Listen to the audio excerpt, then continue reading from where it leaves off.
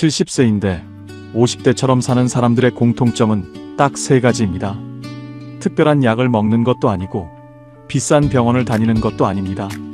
오늘 이 영상을 끝까지 보시면 그 세 가지가 무엇인지 정확히 아시게 됩니다. 그리고 아마 이런 생각이 드실 겁니다. 이걸 왜 진작 몰랐을까? 지금 이 영상을 보고 계신 분 중에 거울을 볼 때마다 괜히 한숨이 나오시는 분 계신가요? 예전엔 계단을 2칸씩 올라갔는데 요즘은 난간을 잡게 되는 분 계신가요? 몸이 특별히 아픈 것도 아닌데 왠지 하루가 무겁고 아침에 눈을 떠도 설레는 게 없다 느끼시는 분 계신가요? 오늘 이 이야기는 바로 그런 분들을 위한 것입니다. 구독과 댓글도 부탁드립니다. 댓글에 사시는 지역과 숫자 1만 남겨주셔도 큰 힘이 됩니다. 한 번뿐인 여러분의 인생을 위한 중요한 이야기. 자, 시작하겠습니다. 오늘 소개해드릴 분이 있습니다. 부산 해운대에 사는 72살 김영호 어르신입니다. 어르신을 처음 만나는 사람들은 하나같이 같은 말을 합니다. 아, 60 초반이시군요. 그러면 어르신은 빙긋 웃으며 말합니다. 72입니다. 상대방이 눈을 동그랗게 뜨는 그 순간을 어르신은 아직도 즐깁니다. 실제로 어르신의 하루를 따라가 보면 그 이유를 알 수 있습니다. 아침 6시 해운대 앞바다에서 불어오는 바람을 맞으며 어르신은 천천히 걷습니다. 빠르게 달리지 않습니다. 그냥 걷습니다. 바다 냄새를 맡고 갈매기 소리를 듣고 파도가 모래를 긁어당기는 소리에 잠깐 멈추기도 합니다. 30분, 길어야 40분. 그게 전부입니다. 옆에서 뛰어가는 사람들을 보며 어르신은 생각합니다. 저 사람들은 지금 어디를 향해 그렇게 달리는 걸까? 걷고 나서 어르신은 집 근처 작은 분식집에 들어갑니다. 단골입니다. 사장님이 어르신 들어오는 것을 보면 말없이 된장찌개를 올립니다. 어르신은 거기 앉아서 뜨거운 찌개 한 숟가락을 떠먹으며 창밖을 바라봅니다. 그 15분이 어르신 하루에서 가장 좋아하는 시간입니다. 오전에는 동네 도서관에 들러 신문을 읽습니다. 스마트폰으로 읽으면 더 빠를 텐데 어르신은 굳이 종이 신문을 펼칩니다. 종이를 넘기는 느낌이 좋아요. 손끝에 신문 냄새도 나고 그게 아침을 아침답게 만들어줍니다. 오후에는 목공 수업이 있는 날이면 초등학교로 향하고 없는 날에는 바닷가 벤치에 앉아 책을 읽습니다. 저녁은 일찍 먹습니다. 6시 전후. 먹고 나면 아내와 함께 동네를 한 바퀴 천천히 걷습니다. 별 이야기를 하지 않아도 됩니다. 그냥 나란히 걸으면서 오늘 본 것, 오늘 먹은 것, 오늘 들은 것을 짧게 주고받습니다. 그게 어르신 부부의 저녁 의식입니다. 밤 9시 어르신은 잠자리에 듭니다. 잠들기 전에 딱 한 가지를 합니다. 오늘 좋았던 일 하나를 머릿속에 떠올리는 것입니다. 크지 않아도 됩니다. 된장찌개가 맛있었던 것, 도서관에서 읽은 기사 하나가 흥미로웠던 것, 바닷바람이 시원했던 것. 그 하나를 떠올리며 눈을 감습니다. 이것이 72살 김영호 어르신의 하루입니다. 서두르지 않고 과하지 않고 그러나 아주 단단한 하루입니다. 그런데 이 이야기를 하기 전에 먼저 10년 전 이야기를 해드려야 합니다. 어르신이 지금처럼 살게 된 건 사실 아주 쓴 경험 하나 때문이었으니까요. 어르신은 62살까지 부산에서 작은 건설회사를 운영했습니다. 직원이 15명이었고 일이 있을 때는 새벽 5시에 나가서 밤 10시에 들어왔습니다. 주말도 없었습니다. 아내는 당신은 집에 자러만 오는 사람이라고 말했고 어르신은 먹고 살려면 어쩔 수 없잖아라고 대꾸했습니다. 그렇게 20년을 달렸습니다. 아이들 학예회도 못 갔고 부모님 기일의 묘소에 늦게 도착한 적도 있었습니다. 그래도 괜찮다고 생각했습니다. 돈을 벌어다 주는 것이 가장의 역할이라고 믿었으니까요. 그런데 62살 되던 해봄, 어르신은 갑자기 쓰러졌습니다. 사무실에서였습니다. 서류를 들고 일어서다가 그냥 무릎이 꺾였습니다. 과로였습니다. 병원에 실려갔고 일주일을 누워 있었습니다. 병원 침대에 누워서 어르신은 처음으로 천장을 바라봤습니다. 아무것도 하지 않고 아무 생각도 하지 않고 그냥 누워 있었습니다. 그런데 이상한 일이 일어났습니다. 그 침대 위에서 어르신은 태어나서 처음으로 새소리를 들었습니다. 병원 창문 너머로 들어오는 참새 소리를 62해를 살면서 한 번도 들은 적이 없던 소리였습니다. 정확히는 들었겠지만 한 번도 들린 적이 없던 소리였습니다. 그 차이가 그 순간 가슴을 세게 쳤습니다. 내가 너무 빠르게 살았구나. 그 생각이 들자마자 눈물이 났습니다. 뭔가를 잃어버렸다는 것, 다시 돌아갈 수 없다는 것. 그 쓸쓸함이 한꺼번에 밀려왔습니다. 아내가 병실에 들어오자 어르신은 말했습니다. 내가 미안해. 아내는 아무 말도 하지 않고 어르신 손을 잡았습니다. 두 사람은 한참 동안 그렇게 있었습니다. 그때 그 결심이 인생을 바꿨습니다. 퇴원하면 다르게 살자. 속도를 버리자. 그 병실의 결심이 지금 72살 김영호 어르신을 만들었습니다. 이제 어르신이 어떻게 살고 있는지 하나하나 들여다볼게요. 70세인데 50대처럼 사는 비결, 오늘 3가지 이야기를 드리겠습니다. 첫 번째 비결은 몸을 혹사하지 않고 대화하는 것입니다. 많은 분들이 건강하게 살려면 열심히 운동해야 한다고 생각합니다. 맞습니다. 그런데 열심히의 기준이 문제입니다. 60이 넘으면 몸은 더 이상 20대의 몸이 아닙니다. 그런데 많은 어르신들이 헬스장에서 20대 청년처럼 하려다가 무릎을 다치고 허리를 다치고 결국 아무것도 못하게 됩니다. 김영호 어르신은 퇴원하고 나서 딱 한 가지만 정했습니다. 하루 30분, 땀이 살짝 나는 정도의 걷기. 그게 전부였습니다. 처음엔 너무 쉬운 것 아닌가 싶었습니다. 그런데 그 30분을 10년 동안 하루도 빠지지 않고 했습니다. 비가 와도 바람이 불어도 몸이 조금 안 좋은 날엔 5분만 걸었습니다. 5분도 걷기라고 쳤습니다. 중요한 건 멈추지 않는 것이었습니다. 사실 처음 몇 달은 솔직히 지루했습니다. 뛰지도 않고 그냥 걷는 것이 운동이 되긴 하나 싶었습니다. 그런데 석 달이 지나자 이상한 일이 생겼습니다. 전날 저녁에 무거웠던 몸이 다음날 아침 걷고 나서 가벼워지는 것을 느끼게 됐습니다. 6달이 지나자 계단을 오를 때 예전처럼 숨이 차지 않았습니다. 1년이 지나자 주변에서 요즘 표정이 밝아지셨네요 라는 말을 듣기 시작했습니다. 어르신은 아무것도 바꾸지 않았습니다. 딱 하루 30분 걷기만 했을 뿐인데 보건복지부가 발표한 자료에 따르면 70대 이후 하루 30분 이상 걷기를 꾸준히 실천하는 어르신들은 그렇지 않은 어르신들에 비해 인지 기능 저하 속도가 절반 이하였습니다. 치매 예방 효과뿐 아니라 심혈관, 건강, 골밀도 유지, 우울감 감소에도 걷기가 가장 효과적인 운동으로 꾸준히 꼽히고 있습니다. 대단한 운동이 아닙니다. 꾸준한 걷기 하나가 뇌를 지키고 심장을 지키고 무릎도 오히려 더 튼튼하게 만들었습니다. 어르신은 이렇게 말합니다. 운동은 몸하고 싸우는 게 아닙니다. 몸하고 대화하는 겁니다. 오늘 내가 얼마나 움직이고 싶냐고 물어보고 그만큼만 하면 됩니다. 그 말이 왜 이렇게 마음에 남는지 모르겠습니다. 운동을 숙제처럼 해왔던 분들이라면 오늘부터 딱 30분만 걸어보세요. 빠르게 걷지 않아도 됩니다. 그냥 걷는 것입니다. 바람을 맞고 나무를 보고 하늘을 올려다보면서. 그런데 몸보다 더 중요한 것이 있습니다. 식사입니다. 어르신의 식탁을 한번 들여다볼게요. 특별한 건 없습니다.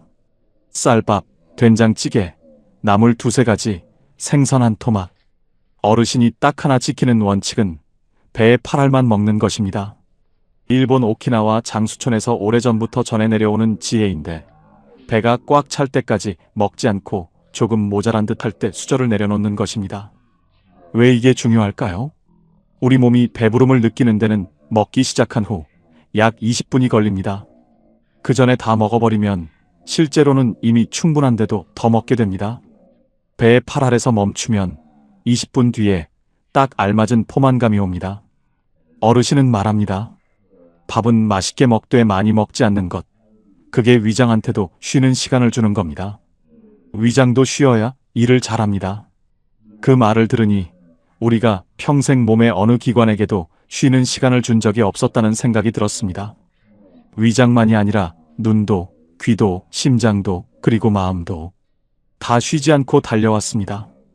어르신은 요즘 하루에 물을 8잔 마십니다. 아침에 일어나자마자 1잔, 걷고 나서 1잔, 오전에 2잔, 점심 전후로 2잔, 저녁에 2잔. 특별한 건강 음료를 마시는 게 아닙니다.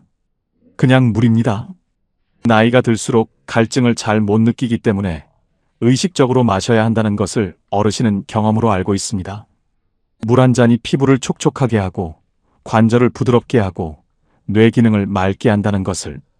70세인데 50대처럼 사는 사람들의 첫 번째 비결은 몸과 싸우지 않는 것, 몸에게 쉬는 시간을 주는 것, 그리고 거창하지 않은 습관을 오래 이어가는 것입니다. 두 번째 비결 이야기로 넘어가기 전에 다른 분을 한 분 더 소개해 드릴게요. 대구에 사는 70살 이순희 어르신입니다.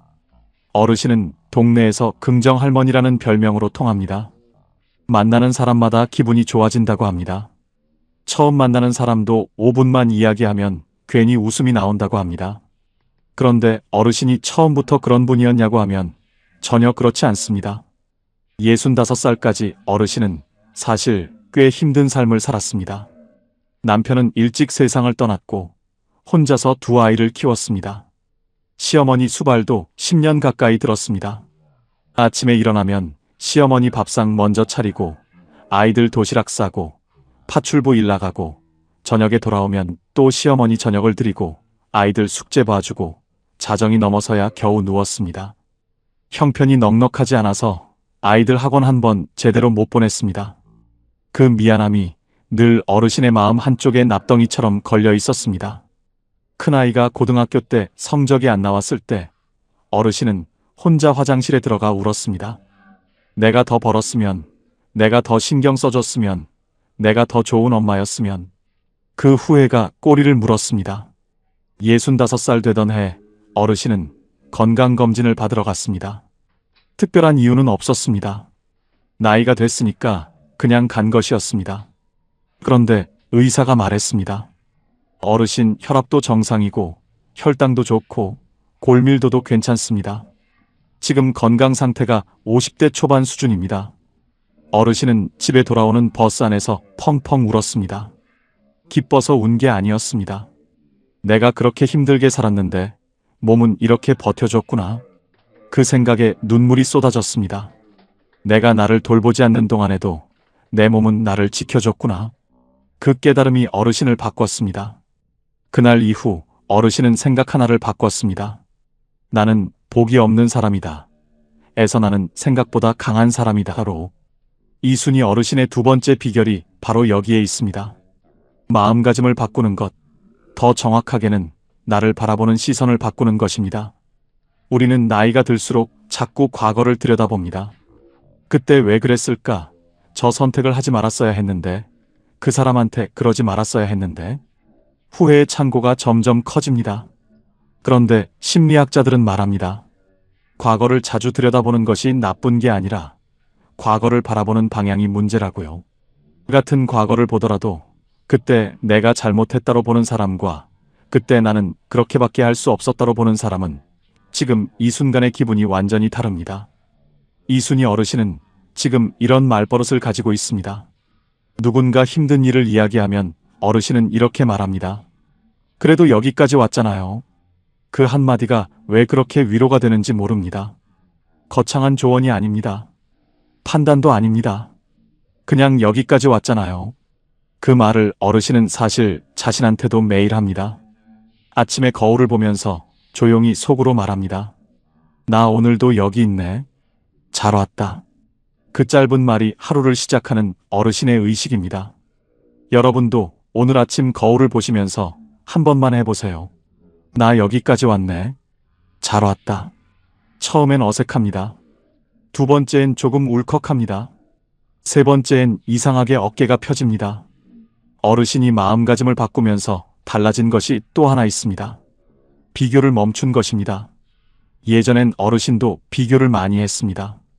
저 집은 아파트가 있고, 저 친구는 자식이 의사고, 저 사람은 연금이 많고, 그 비교가 매일 밤 잠을 쫓아냈습니다.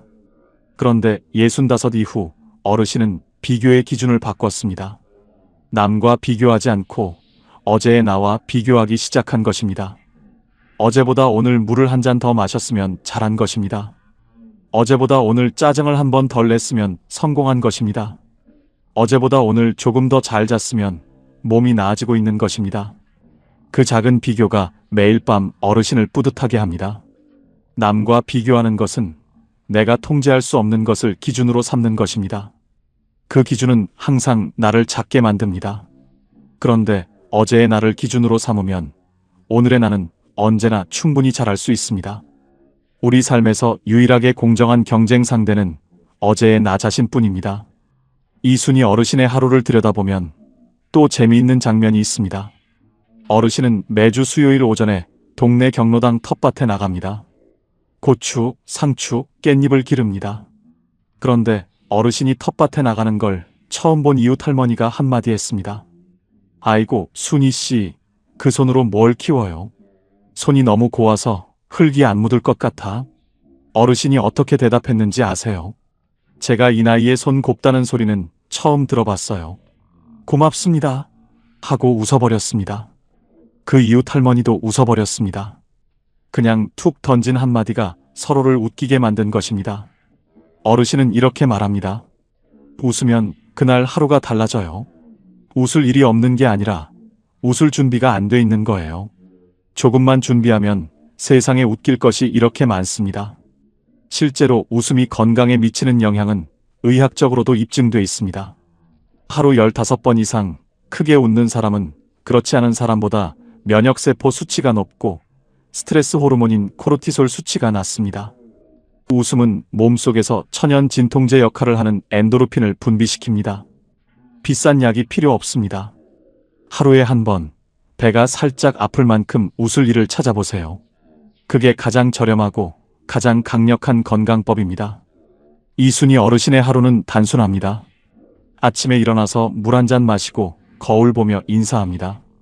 오전에는 텃밭이나 동네 마실, 점심은 직접 기른 채소로 만든 밥, 오후엔 도서관이나 경로당, 저녁엔 좋아하는 라디오를 틀어놓고 뜨개질을 합니다.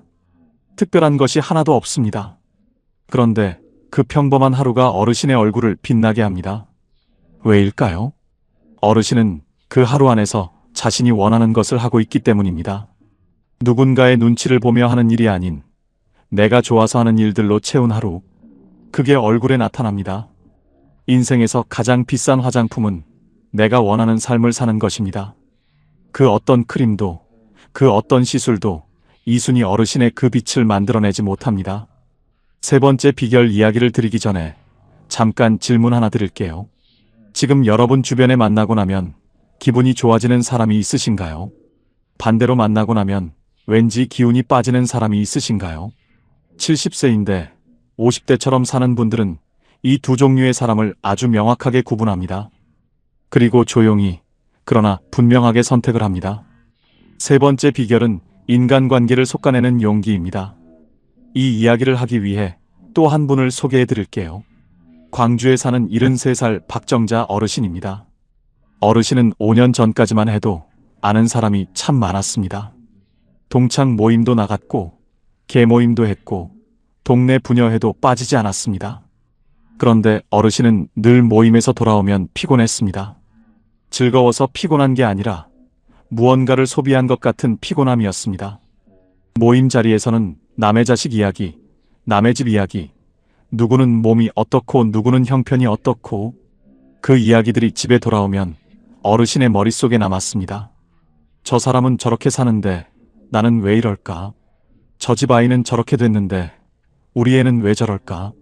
그 비교가 밤잠을 쫓아냈습니다. 어르신은 어느 날 일기에 이렇게 썼습니다. 오늘 모임에서 2시간 있었는데 집에 돌아와서 기분이 더 나쁘다. 왜 나가는 건지 모르겠다. 그 일기를 다시 읽으면서 어르신은 결심했습니다. 만나고 나서 기분이 좋아지지 않는 모임은 천천히 빠지기로. 처음엔 미안했습니다. 오래된 인연인데 섭섭해하면 어쩌나 싶었습니다. 그런데 한 달이 지나고 2달이 지나자 이상한 일이 생겼습니다. 어르신의 저녁이 가벼워졌습니다. 비교할 재료가 없어지니 비교를 못하게 된 것입니다. 그 자리에 생긴 여유 시간에 어르신은 독서 모임을 하나 시작했습니다. 동네 도서관에서 매주 한 번 7명이 모여 책 한 권을 같이 읽고 이야기를 나눕니다. 멤버들의 나이는 60셋부터 76까지 다양합니다. 그 자리에서는 남의 이야기가 아니라 책 속의 이야기, 그리고 나 자신의 이야기를 합니다. 내가 이 책을 읽으면서 무슨 생각을 했는지, 이 장면에서 왜 눈물이 났는지, 이 인물이 나와 어떻게 닮았는지, 그 이야기들이 서로를 더 깊이 이해하게 만들었습니다. 모임을 마치고 집에 돌아오면 어르신은 이상하게 충전이 됩니다. 오늘 좋은 사람들을 만났다는 느낌. 그게 오랫동안 그리워했던 감각이었습니다. 70대 이후의 인간관계에서 가장 중요한 것은 양이 아닙니다. 깊이입니다. 아는 사람이 100명인 것보다 진심으로 통하는 사람이 3명인 것이 훨씬 낫습니다. 왜냐하면 우리에게 남은 에너지는 예전만큼 무한하지 않기 때문입니다. 그 에너지를 어디에 쓰느냐가 삶의 질을 결정합니다. 기운을 빼앗기는 관계에 계속 에너지를 쓰면 정작 나를 위한 것, 진짜 소중한 사람을 위한 것에는 쓸 에너지가 남지 않습니다. 박정자 어르신은 이렇게 말합니다. 예전엔 사람이 많아야 외롭지 않다고 생각했어요. 그런데 지금은 달라요. 한 명이라도 진심으로 통하는 사람이 있으면 그게 세상에서 제일 든든한 겁니다. 그 말이 참 깊게 남습니다. 하버드 대학에서 80년 넘게 진행한 성인 발달 연구에서도 비슷한 결론이 나왔습니다. 노년의 건강과 행복을 가장 강하게 예측하는 요인은 재산이나 명예가 아니라 가깝고 신뢰할 수 있는 인간관계의 질이었습니다. 관계의 수가 아니라 깊이. 그게 우리 뇌와 몸을 실제로 젊게 유지시킵니다. 혹시 지금 여러분 곁에 만나고 나면 기분이 좋아지는 사람이 있으신가요? 있다면 그 사람에게 오늘 연락 한번 해보세요. 오늘 갑자기 생각이 나서 연락했어요. 그 한마디가 두 사람의 관계를 더 깊게 만들 것입니다. 인간관계와 함께 70대의 삶을 좌우하는 것이 하나 더 있습니다. 바로 돈과 일에 대한 태도입니다. 이 이야기는 다시 김영호 어르신으로 돌아가겠습니다. 어르신은 62살에 쓰러지고 나서 회사를 정리했습니다. 처음엔 두려웠습니다. 평생 일을 해왔는데 일이 없어지면 나는 무엇인가 싶었습니다. 통장 잔고가 줄어드는 것도 불안했습니다. 아내에게 미안했습니다. 더 많이 모아놓지 못했다는 자책도 있었습니다. 그런데 막상 회사를 정리하고 한 달이 지나자 어르신은 이상한 것을 발견했습니다. 생활비가 크게 줄지 않았습니다. 접대비, 경비, 차 유지비, 양복가, 회식 비용이 사라지자 오히려 쓰는 돈이 줄었습니다. 식비는 크게 줄지 않았습니다. 옷을 덜 사도 불편하지 않았습니다. 비싼 음식점 대신 집 근처 작은 식당의 된장찌개가 더 맛있었습니다. 어르신은 그때부터 돈에 대한 생각을 바꿨습니다. 많을수록 좋은 것에서 필요한 만큼이면 충분한 것으로, 그리고 일에 대해서도 바꿨습니다. 돈을 버는 것에서 의미가 있는 것으로. 어르신은 지금 일주일에 2번 동네 초등학교에서 방과 후 목공 수업을 합니다. 돈을 받지 않습니다. 아이들이 망치를 들고 나무를 두드릴 때 눈을 반짝이는 것, 그게 어르신의 보수입니다. 처음에 어르신이 목공 수업 자원봉사를 신청하러 학교에 갔을 때 교감 선생님이 물었습니다. 어르신, 혹시 목공하신 지 얼마나 됐어요? 어르신이 말했습니다.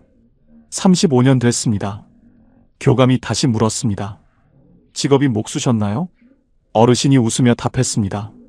아닙니다. 건설회사 대표였는데 취미로 35년 했습니다. 교감이 잠깐 멍하더니 말했습니다. 그러면 아이들한테 직업에 대한 이야기도 해주실 수 있겠네요. 그 말이 어르신에게 새로운 역할을 만들어줬습니다.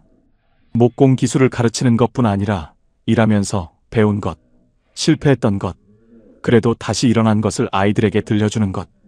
그 시간이 어르신한테는 삶의 이유가 되었습니다. 그 아이들 눈빛을 보고 나면 그날 하루가 꽉 찬 느낌이에요. 돈으로는 그 느낌을 살 수가 없어요. 어르신의 그 말이 우리가 평생 놓치고 살았던 것이 무엇인지를 조용히 알려주는 것 같습니다. 국민연금연구원에서 발표한 자료에 따르면 70대 이상 어르신들 중 삶의 만족도가 높은 분들의 공통점으로 경제적 여유 못지않게 의미 있는 활동의 유무가 높은 비중을 차지했습니다. 돈이 아주 많아도 아무 의미 없이 하루를 보내는 어르신들의 만족도는 낮았고, 경제적으로 넉넉하지 않아도 누군가에게 도움이 된다는 느낌을 받는 어르신들의 만족도는 높았습니다. 이 결과가 말하는 것은 하나입니다.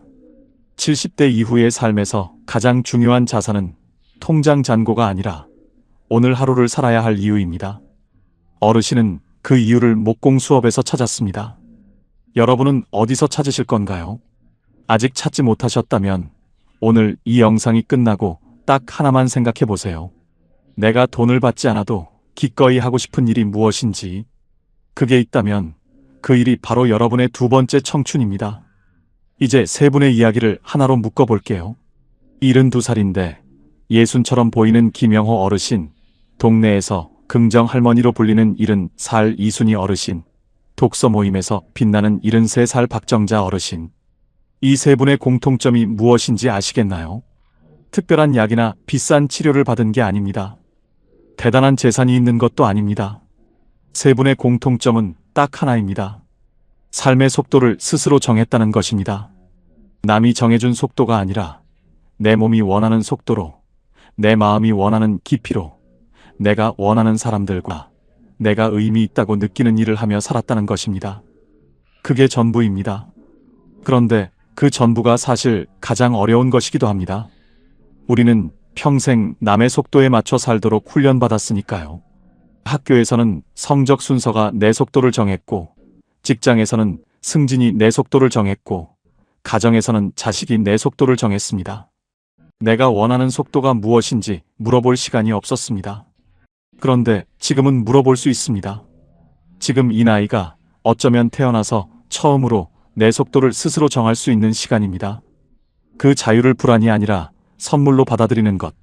그것이 70세인데 50대처럼 사는 분들의 가장 깊은 비결입니다. 오늘 이 영상을 끝까지 보신 분들께 진심으로 말씀드리고 싶습니다. 지금 이 자리에 오시기까지 얼마나 많은 날을 버텨오셨는지, 얼마나 많은 것을 참고 살아오셨는지 그 무게를 저는 압니다. 겨울 새벽 연탄을 갈러나가던 그 손, 월급 봉투를 통째로 식탁에 올려놓던 그 마음, 아이 운동의 날 손이 빨개지도록 박수를 치던 그 손바닥, 새벽같이 일어나 식구들 아침을 차리면서도 피곤한 줄 몰랐던 그 몸. 그 모든 날이 당신의 것이었습니다. 그리고 그 모든 날을 버텨서 지금 여기 있습니다. 쇼펜하우어는 말했습니다. 삶의 전반부는 행복을 찾는 것이고 후반부는 불행을 피하는 것이라고요.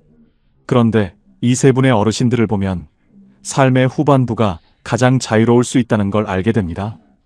왜냐하면 이제는 더 이상 증명하지 않아도 되기 때문입니다. 누군가에게 잘 보이지 않아도 되고, 경쟁에서 이기지 않아도 되고, 더 크고 더 많아지지 않아도 됩니다. 그냥 오늘 하루를 내가 원하는 방식으로 살면 됩니다. 그 단순함이 얼굴을 빛나게 합니다.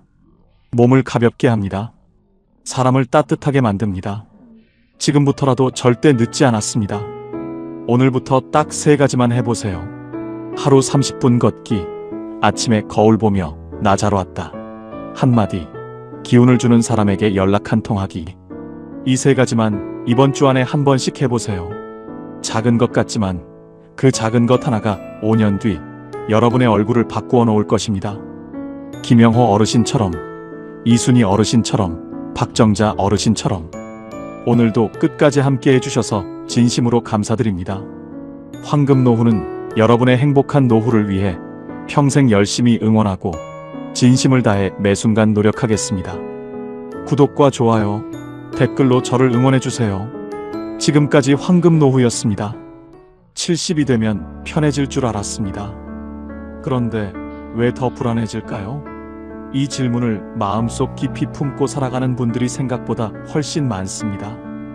젊은 시절에는 바쁘게 살아서 불안했습니다. 아이를 키워야 했고, 집을 마련해야 했고, 직장에서 버텨야 했습니다. 그렇게 숨가쁘게 달려왔는데 이제 그 모든 것이 어느 정도 끝났습니다. 아이들은 다 컸고, 집도 있고, 퇴직도 했습니다. 이제야말로 쉬어도 되는 시간인데 이상하게도 마음은 더 무겁습니다. 눈을 뜨면 무언가 모를 허전함이 먼저 찾아옵니다. 통장 잔고를 확인하면서 이 돈이 내가 죽을 때까지 버텨줄까 하는 생각이 들고, 거울을 보면 어느새 노인이 되어 있는 자신이 낯섭니다. 무릎이 쑤시고 계단을 오르면 숨이 차고 병원 갈 일이 점점 많아집니다. 자식들에게 전화라도 하면 바쁘다는 말이 먼저 돌아오고 오랜 친구들은 하나둘 세상을 떠나고 있습니다. 명절에 모이는 가족도 예전 같지 않고 무언가 조금씩 빠져나가는 느낌. 그 느낌이 쌓이면 불안이 됩니다. 경북 안동에 사는 73세의 이정희 씨는 남편과 함께 30년 넘게 농사를 지었습니다. 아들 둘을 대학까지 보내고 그 아이들이 서울에 자리 잡는 것을 보았습니다. 따로 은퇴를 선언한 것도 아니었지만 어느 날 몸이 예전 같지 않다는 걸 느꼈고 밭일을 줄이기 시작했습니다. 그런데 이상한 일이 벌어졌습니다. 더 한가해졌는데도 불안이 커진 것입니다. 새벽 4시에 눈이 떠지고 다시 잠을 자려 해도 잠이 오지 않았습니다. 이정혜 씨는 이렇게 말했습니다. 일을 할 때는 몸은 힘들어도 마음은 바빠서 잡생각이 없었는데 지금은 몸은 쉬는데 마음이 더 바빠요. 뭘 해야 하는지 모르겠고 내가 지금 뭘 하고 있는 건지도 모르겠어요. 이 이야기가 낯설지 않으시죠? 어쩌면 지금 이 영상을 보고 계신 여러분의 이야기일 수도 있습니다. 퇴직 3년 이내라면 꼭 끝까지 보셔야 합니다. 지금부터 드리는 이야기는 단순한 위로가 아닙니다. 70 이후의 불안이 어디서 오는지, 그리고 어떻게 하면 그 불안에서 벗어나 정말로 편안한 삶을 살 수 있는지에 대한 진지한 이야기입니다. 많은 분들이 불안한 이유를 막연하게 나이 때문이라고 생각합니다. 그러나 나이는 핑계일 뿐입니다. 불안에는 반드시 구체적인 이유가 있습니다. 그 이유를 정확히 알아야 비로소 벗어날 수 있습니다. 오늘 이 이야기 속에 반드시 당신의 이야기가 있습니다. 함께 천천히 들어가 보겠습니다. 왜 70이 되면 더 불안해질까요? 많은 분들이 그냥 나이 드는 게 무서운 것이라고 치부하십니다. 하지만 그게 전부가 아닙니다. 불안은 언제나 이유가 있고 그 이유를 들여다보면 반드시 해결의 실마리가 있습니다. 지금부터 그 이유를 하나하나 짚어드리겠습니다. 70 이후 불안이 커지는 진짜 이유. 첫 번째는 죽음에 대한 불안을 인정하지 않기입니다. 가장 말하기 어려운 것부터 시작하겠습니다. 70 이후에 불안이 커지는 가장 큰 이유 중 하나는 죽음에 대한 두려움입니다. 그런데 많은 분들이 이것을 인정하지 않습니다.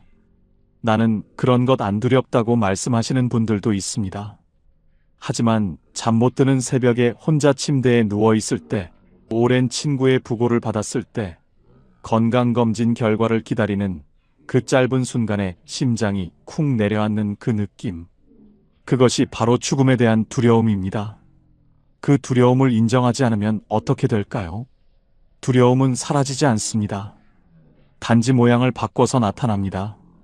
충청남도 보령에 사는 74세 최병수 씨는 평생 보험 영업을 했습니다. 젊은 시절부터 죽음에 대해 늘 이야기하는 직업을 가졌지만 정작 본인의 죽음은 한 번도 깊이 생각해 본 적이 없었습니다. 그런데 지난해 초등학교 때부터의 친구가 갑자기 세상을 떠났습니다. 뇌졸중이었습니다. 멀쩡하게 바둑을 두다 쓰러졌고 사흘 만에 눈을 감았습니다. 그 장례식을 마치고 집에 돌아온 최병수 씨는 며칠 동안 이상한 상태가 됐습니다. 밥맛이 없었고 TV를 봐도 아무것도 눈에 들어오지 않았습니다. 그리고 자꾸 이런 생각이 들었습니다. 나는 언제까지일까? 나는 몇 년이나 남았을까? 내가 죽으면 누가 울어줄까? 그런데 이런 생각이 드는 것 자체가 너무 무서워서 애써 다른 생각을 하려 했습니다. 텔레비전 볼륨을 높이고 낮에도 이웃집에 불쑥 찾아가고 밤에는 스마트폰으로 뉴스를 계속 보았습니다. 혼자 있는 시간이 싫어진 것입니다. 최병수 씨는 나중에 이렇게 고백했습니다. 죽음을 생각하는 게 무서운 게 아니에요. 그 생각을 피하려고 하다 보니 오히려 모든 것이 불안해졌어요. 이 고백 속에 중요한 진실이 있습니다. 죽음에 대한 두려움을 인정하지 않으면 그 두려움은 다른 모양으로 튀어나옵니다.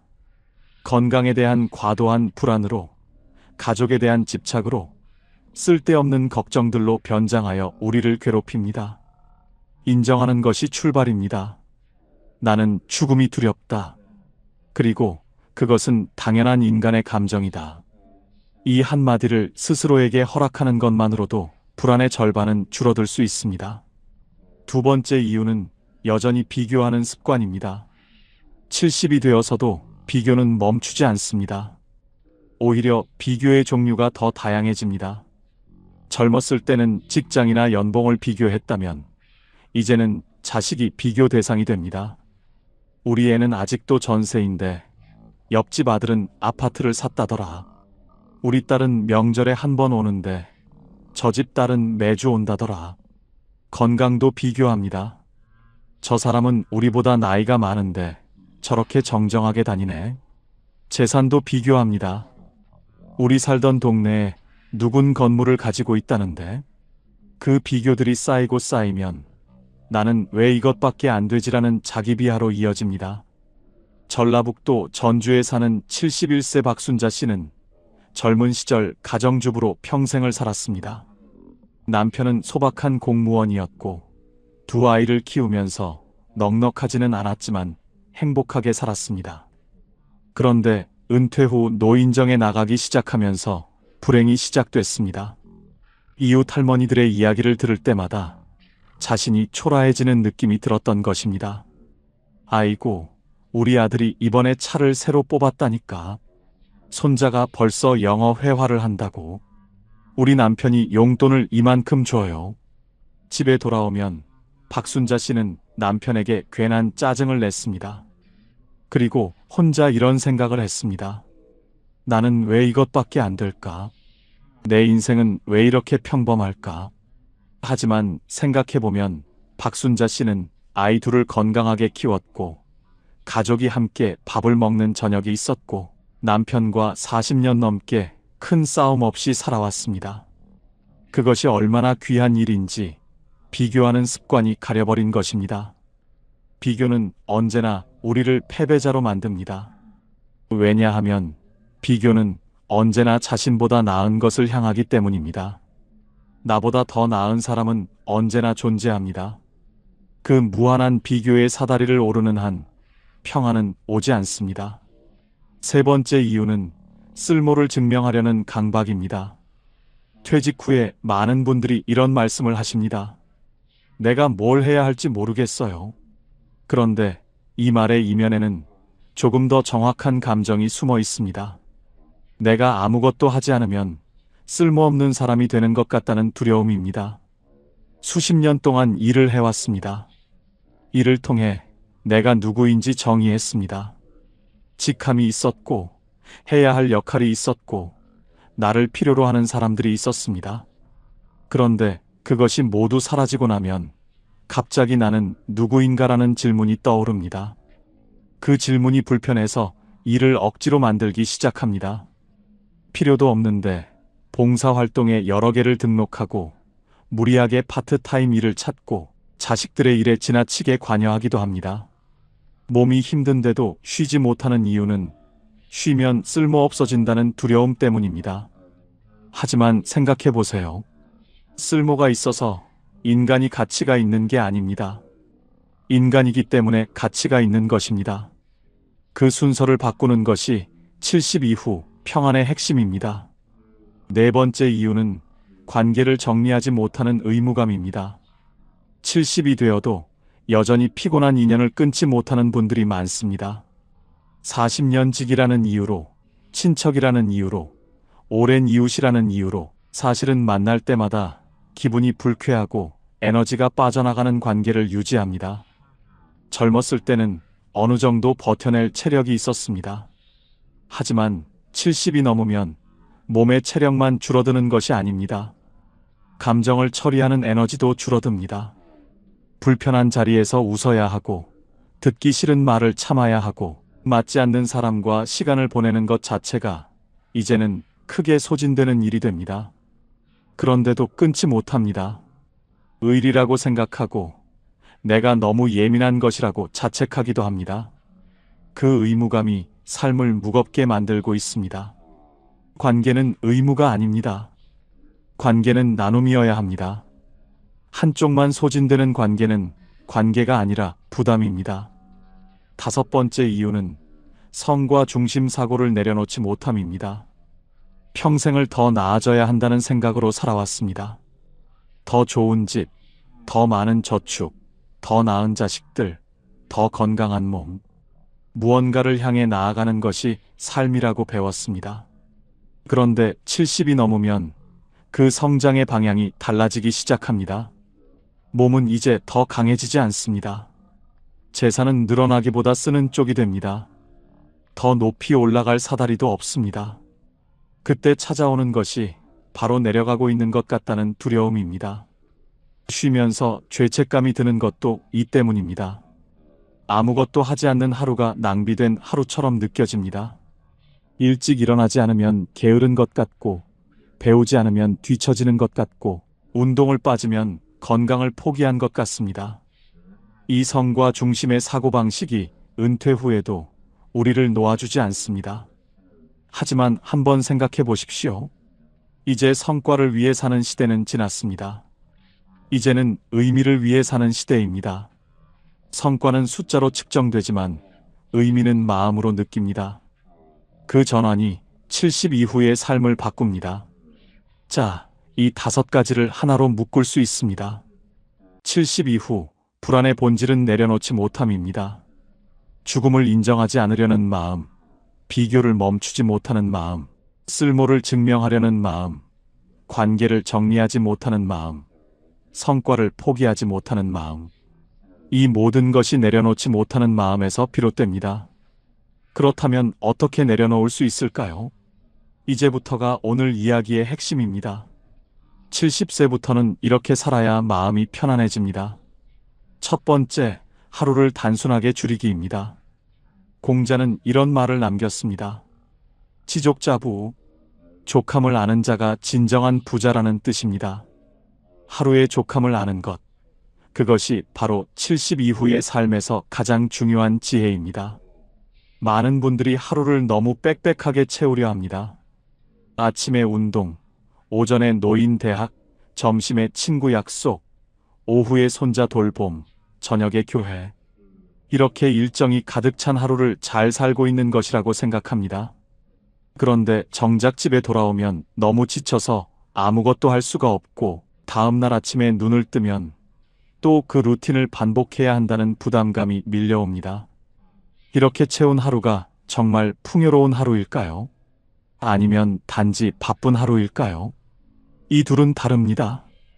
풍요롭다는 것은 마음이 충만하다는 것이고 바쁘다는 것은 몸이 소진된다는 것입니다.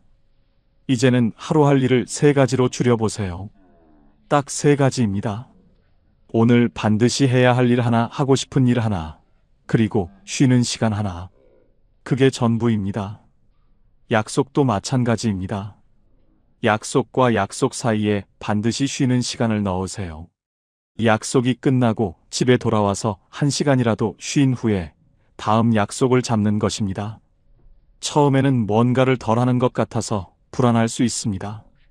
하지만 하루가 가벼워지면 마음도 가벼워집니다. 그것이 70 이후 하루의 진짜 풍요입니다. 2번째, 비교를 과거의 나로 바꾸기입니다. 비교를 완전히 없애는 것은 불가능합니다. 인간은 원래 비교를 통해 자신을 정의하는 존재입니다. 그러나 비교의 대상을 바꿀 수는 있습니다. 옆집 친구나 모임의 누군가와 비교하는 것이 아니라 10년 전의 나와 비교하는 것입니다. 10년 전에는 할 수 없었던 일이 지금은 가능한가요? 10년 전보다 내 삶이 더 풍요로워진 부분이 있나요? 경험이 쌓였고 마음이 넓어졌고 작은 것에서 기쁨을 찾는 법을 조금은 알게 되었나요? 그것이 성장입니다. 10년 전에 나는 새벽에 빵 하나를 먹으면서도 걱정에 잠 못 들었는데 지금의 나는 그 걱정들이 어느 정도 해결됐습니다. 10년 전에 나는 부모님을 보내드리는 고통을 아직 몰랐는데 지금의 나는 그 상실을 견뎌냈습니다. 그것이 성장입니다. 남보다 더 많이 가졌는가, 남보다 더 나은 자식을 두었는가 하는 비교에서 벗어나 과거의 나보다 지금의 내가 조금 더 편안하고 조금 더 지혜로운가 하는 비교로 돌아서면 비교는 독이 아니라 성장의 도구가 됩니다. 세 번째, 아무것도 하지 않아도 괜찮다고 허락하기입니다. 쉬는 것도 능력입니다. 이것이 굉장히 중요한 이야기인데 많은 분들이 진심으로 받아들이지 못합니다. 우리 세대는 어릴 때부터 열심히 일하는 것이 미덕이라고 배웠습니다. 가만히 있으면 안 된다고, 늘 무언가를 해야 한다고 배웠습니다. 그래서 70이 넘어서도 아무것도 하지 않는 하루가 오면 마음이 불편합니다.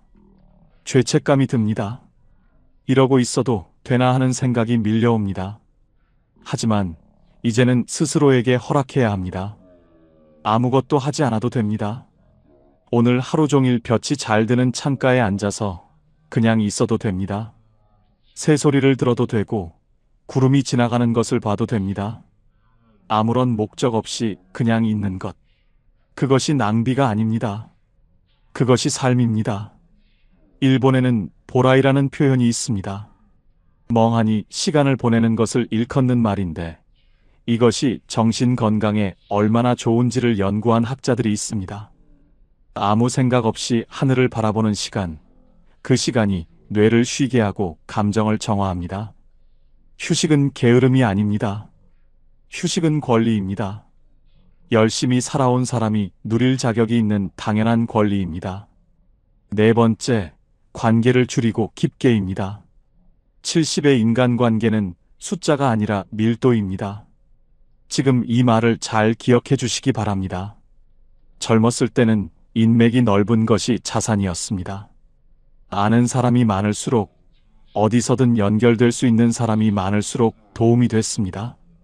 하지만 70이 넘으면 상황이 달라집니다. 에너지가 한정되어 있습니다. 몸도 마음도 체력이 줄었습니다. 이 줄어든 에너지를 어디에 쓸 것인가를 결정해야 합니다. 만날 때마다 가슴이 따뜻해지는 사람, 있는 그대로의 나를 보여줄 수 있는 사람, 함께 있으면 에너지가 채워지는 사람, 이런 관계를 두세 개만 깊게 유지하는 것이 100명의 가벼운 관계보다 훨씬 더 풍요롭습니다. 반대로 만날 때마다 비교당하는 느낌이 드는 관계, 내가 늘 베풀어야만 유지되는 관계, 만나고 나면 괜히 기분이 가라앉는 관계는 천천히 거리를 두어도 됩니다. 그것은 냉정한 것이 아닙니다. 그것은 남은 삶을 어떻게 쓸 것인가에 대한 현명한 선택입니다. 70의 우정은 오래됐다고 좋은 것이 아닙니다. 지금 나에게 좋은 것이 좋은 우정입니다. 다섯 번째, 오늘에 머무는 연습입니다. 쇼펜하우어는 이런 말을 했습니다. 행복은 먼 곳에 있지 않다고, 가장 보통의 일상 속에 행복의 씨앗이 있다고, 그리고 그 씨앗을 발견하는 것은 외부 조건이 아니라 내면의 태도에 달려 있다고 했습니다. 우리는 너무 자주 과거를 후회하거나 미래를 걱정하며 시간을 보냅니다. 70이 넘으면 이 경향이 더 강해집니다. 그때 이렇게 했더라면 하는 후회와 앞으로 어떻게 되려나 하는 걱정이 현재를 갉아먹습니다. 그런데 사실 우리가 살 수 있는 것은 오직 지금 이 순간뿐입니다.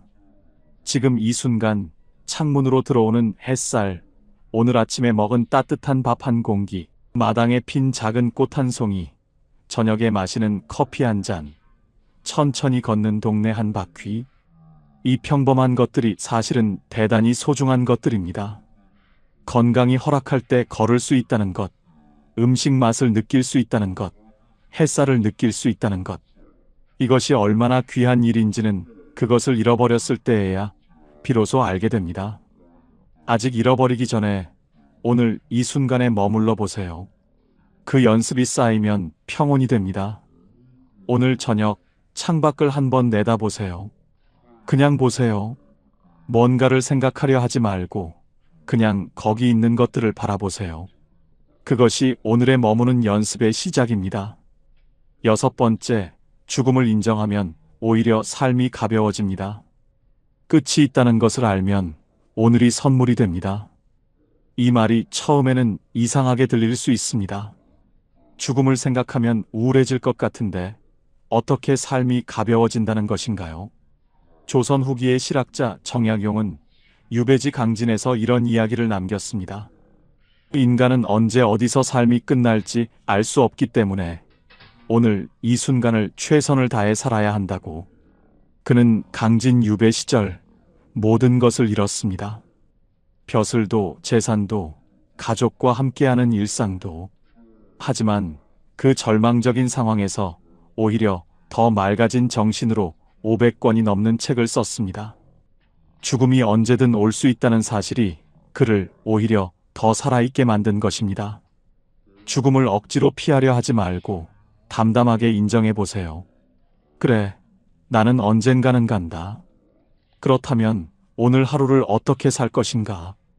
이 질문을 품으면 삶이 달라집니다. 사소한 것에 화내는 시간이 줄어들고 소중한 사람과 보내는 시간이 늘어나고 지금 이 순간이 얼마나 고마운 것인지를 느끼게 됩니다. 죽음은 삶의 끝이지만 죽음을 인정하는 것은 삶의 시작이 될 수 있습니다. 그 역설이 70 이후의 삶을 훨씬 더 가볍고 풍요롭게 만들어줍니다. 이제 감동적인 두 분의 이야기를 들려드리겠습니다. 경기도 수원에 사는 72세 윤혜숙 씨는 3년 전에 남편을 잃었습니다. 45년을 함께 살았습니다. 고등학교 동창이었고 26살에 결혼해서 아이 셋을 함께 키웠습니다. 남편은 조용한 사람이었습니다. 별로 말이 많지 않았고 그래서 싸울 일도 별로 없었습니다. 함께 있으면 그냥 편했습니다. 편하다는 감정이 얼마나 귀한 것인지 그때는 몰랐습니다. 그 남편이 사라졌을 때 윤혜숙 씨는 처음 몇 달 동안 어떻게 지냈는지 기억이 없다고 합니다. 자식들이 걱정해서 번갈아 와서 지냈고 아침마다 밥을 차려줬습니다. 밥을 먹었는데 먹은 것 같지가 않았고 잠을 잤는데 잔 것 같지가 않았습니다. 그런데 자식들이 각자 집으로 돌아가고 나서 정말 혼자가 되었을 때 무너지기 시작했습니다. 새벽 2시에 눈이 떠지면 남편의 빈자리가 너무 크게 느껴졌습니다. 오른쪽 이불이 차갑고 그 차가움이 너무 서럽게 느껴졌습니다. 슈퍼마켓에 가서 식빵 한 봉지를 사다 놓으면 혼자 먹기에도 너무 많았습니다. 밥 한 공기를 짓는 것이 너무 많아서 밥을 안 하고 빵으로 끼니를 때우다 보면 기운이 없었습니다. 기운이 없으면 아무것도 하기 싫고 아무것도 하기 싫으면 더 우울해지는 악순환이 이어졌습니다. 6개월이 지났을 때 윤혜숙 씨는 스스로 결심했습니다. 이렇게 있다가는 나도 죽겠다 싶었다고 합니다. 그래서 아주 작은 루틴을 만들기 시작했습니다. 아침 7시에 일어나서 창문을 열고 바깥 공기를 10번 깊게 들이마시는 것. 그게 첫 번째였습니다. 그 다음에는 남편이 좋아하던 원두 커피를 직접 내려 마시는 것. 커피를 마시면서 남편한테 오늘 하루 어떻게 보낼지 말을 거는 것. 오늘은 마트 좀 다녀올게요. 저녁에 된장찌개 해 먹을 거예요. 혼자 중얼거리는 것이 처음에는 이상하게 느껴졌지만 점점 그 시간이 기다려졌습니다. 그 루틴이 하루의 닻이 되어 주었습니다. 흔들리는 배도 닻이 있으면 제자리를 찾을 수 있는 것처럼 루틴이 윤혜숙 씨의 하루를 붙잡아 주었습니다. 한 달이 지나자 루틴이 2개가 됐습니다. 오전 10시에 동네를 한 바퀴 도는 것이 추가됐습니다. 처음에는 고개를 숙이고 걸었습니다. 마주치는 사람들과 눈이 마주치면 왠지 자신이 불쌍하게 보일 것 같아서였습니다. 그런데 2달쯤 지나자 고개가 올라갔습니다. 길가에 꽃이 보이기 시작했습니다. 강아지를 산책시키는 이웃이 웃으며 인사를 건넸을 때 오랜만에 미소가 지어졌습니다. 1년이 지난 지금 윤혜숙 씨는 동네 걷기 모임에 나갑니다. 일주일에 2번 오전 8시에 공원에서 3명이 함께 걷습니다. 많이 웃지는 않습니다. 화려하게 살지도 않습니다. 그러나 아침에 눈을 뜰 때 오늘 하루를 살겠다는 마음이 생긴다고 합니다. 그것으로 충분합니다. 그것으로 정말로 충분합니다. 윤혜숙 씨는 이런 말을 했습니다. 남편이 없어서 슬픈 건 여전해요. 그런데 슬픔이 있어도 살아갈 수 있다는 걸 알게 됐어요. 슬픔도 내 삶의 일부라는 걸 이제는 받아들이게 됐어요. 그 한마디가 오늘 이 영상을 보고 계신 분들께 닿기를 바랍니다. 서울 은평구에 사는 75세 강민철 씨는 35년간 중학교 체육교사였습니다. 수백 명의 학생들에게 운동을 가르쳤고 교장까지 올라갔습니다. 퇴직식 날 학교 강당에서 선생님들과 학생들이 박수를 치며 배웅해 줬습니다. 꽃다발도 받고 케이크도 먹고 기념 사진도 찍었습니다. 그리고 집에 돌아왔습니다. 문을 열고 집에 들어섰을 때 아내가 수고했어요 라고 말했습니다. 그게 전부였습니다. 35년간의 일이 그렇게 끝났습니다. 다음 날 아침 알람을 끄고 다시 누웠습니다. 갈 데가 없었습니다. 예전 같으면 이미 학교 운동장에 나가 아이들의 체육 수업 준비를 하고 있을 시간이었습니다. 처음 한 달은 쉬어야 한다고 생각했습니다. 그 다음 한 달은 여행이라도 다녀와야겠다고 생각했습니다. 제주도에 혼자 다녀왔는데 아름다운 경치가 눈에 들어오지 않았습니다. 그냥 왔다 간다는 느낌이었습니다. 아내는 당신 왜 그래?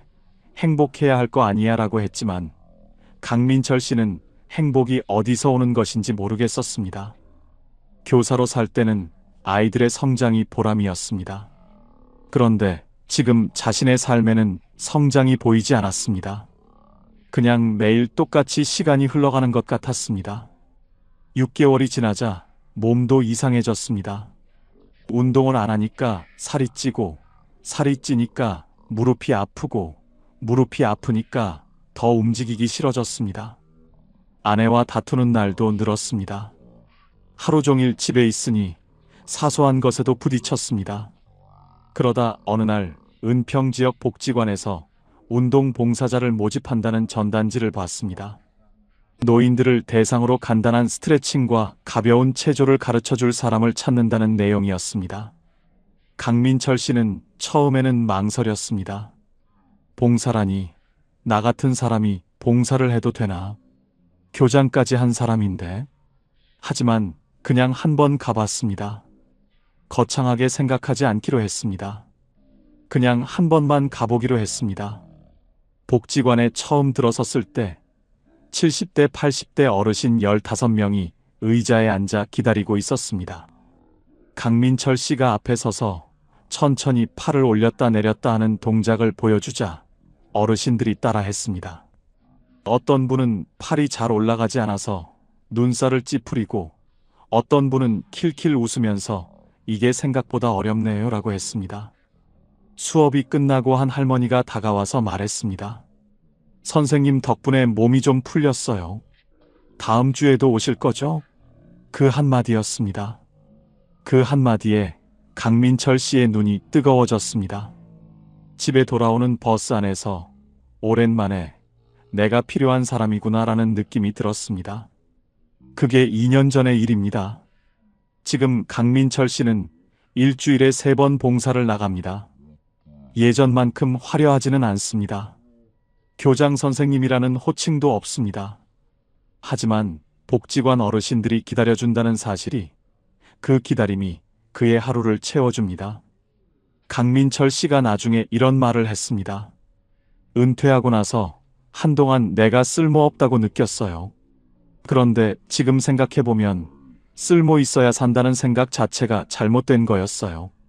나는 그냥 나이기 때문에 살아야 하는 거지 쓸모가 있어서 사는 게 아니잖아요. 근데 그 사실을 이해하는데 1년이 걸렸어요. 그 말이 오늘 이 영상을 보고 계신 여러분께도 닿기를 바랍니다. 70은 채우는 나이가 아닙니다. 덜어내는 나이입니다. 이 문장을 한 번 더 읽어보세요. 70은 채우는 나이가 아니라 덜어내는 나이입니다. 우리는 태어나서 지금까지 끊임없이 채워왔습니다. 지식을 채웠고, 경험을 채웠고, 재산을 채웠고, 관계를 채웠습니다. 그 채움이 삶을 만들어 왔습니다. 그리고 그 채움이 있었기에 지금의 내가 있습니다.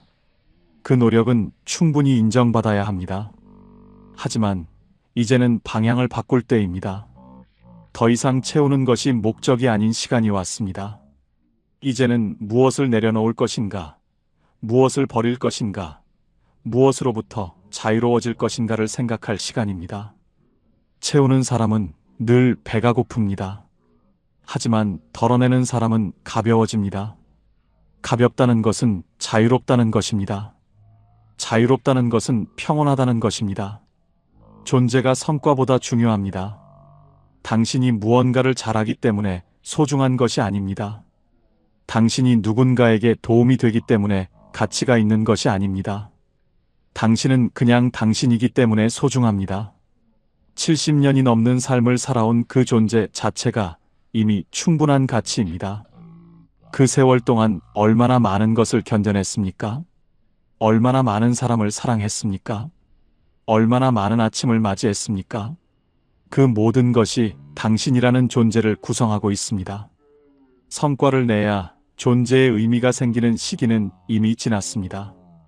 이제는 그냥 잘 쉬고, 잘 먹고, 좋아하는 사람과 시간을 보내고, 하루를 무사히 마치는 것.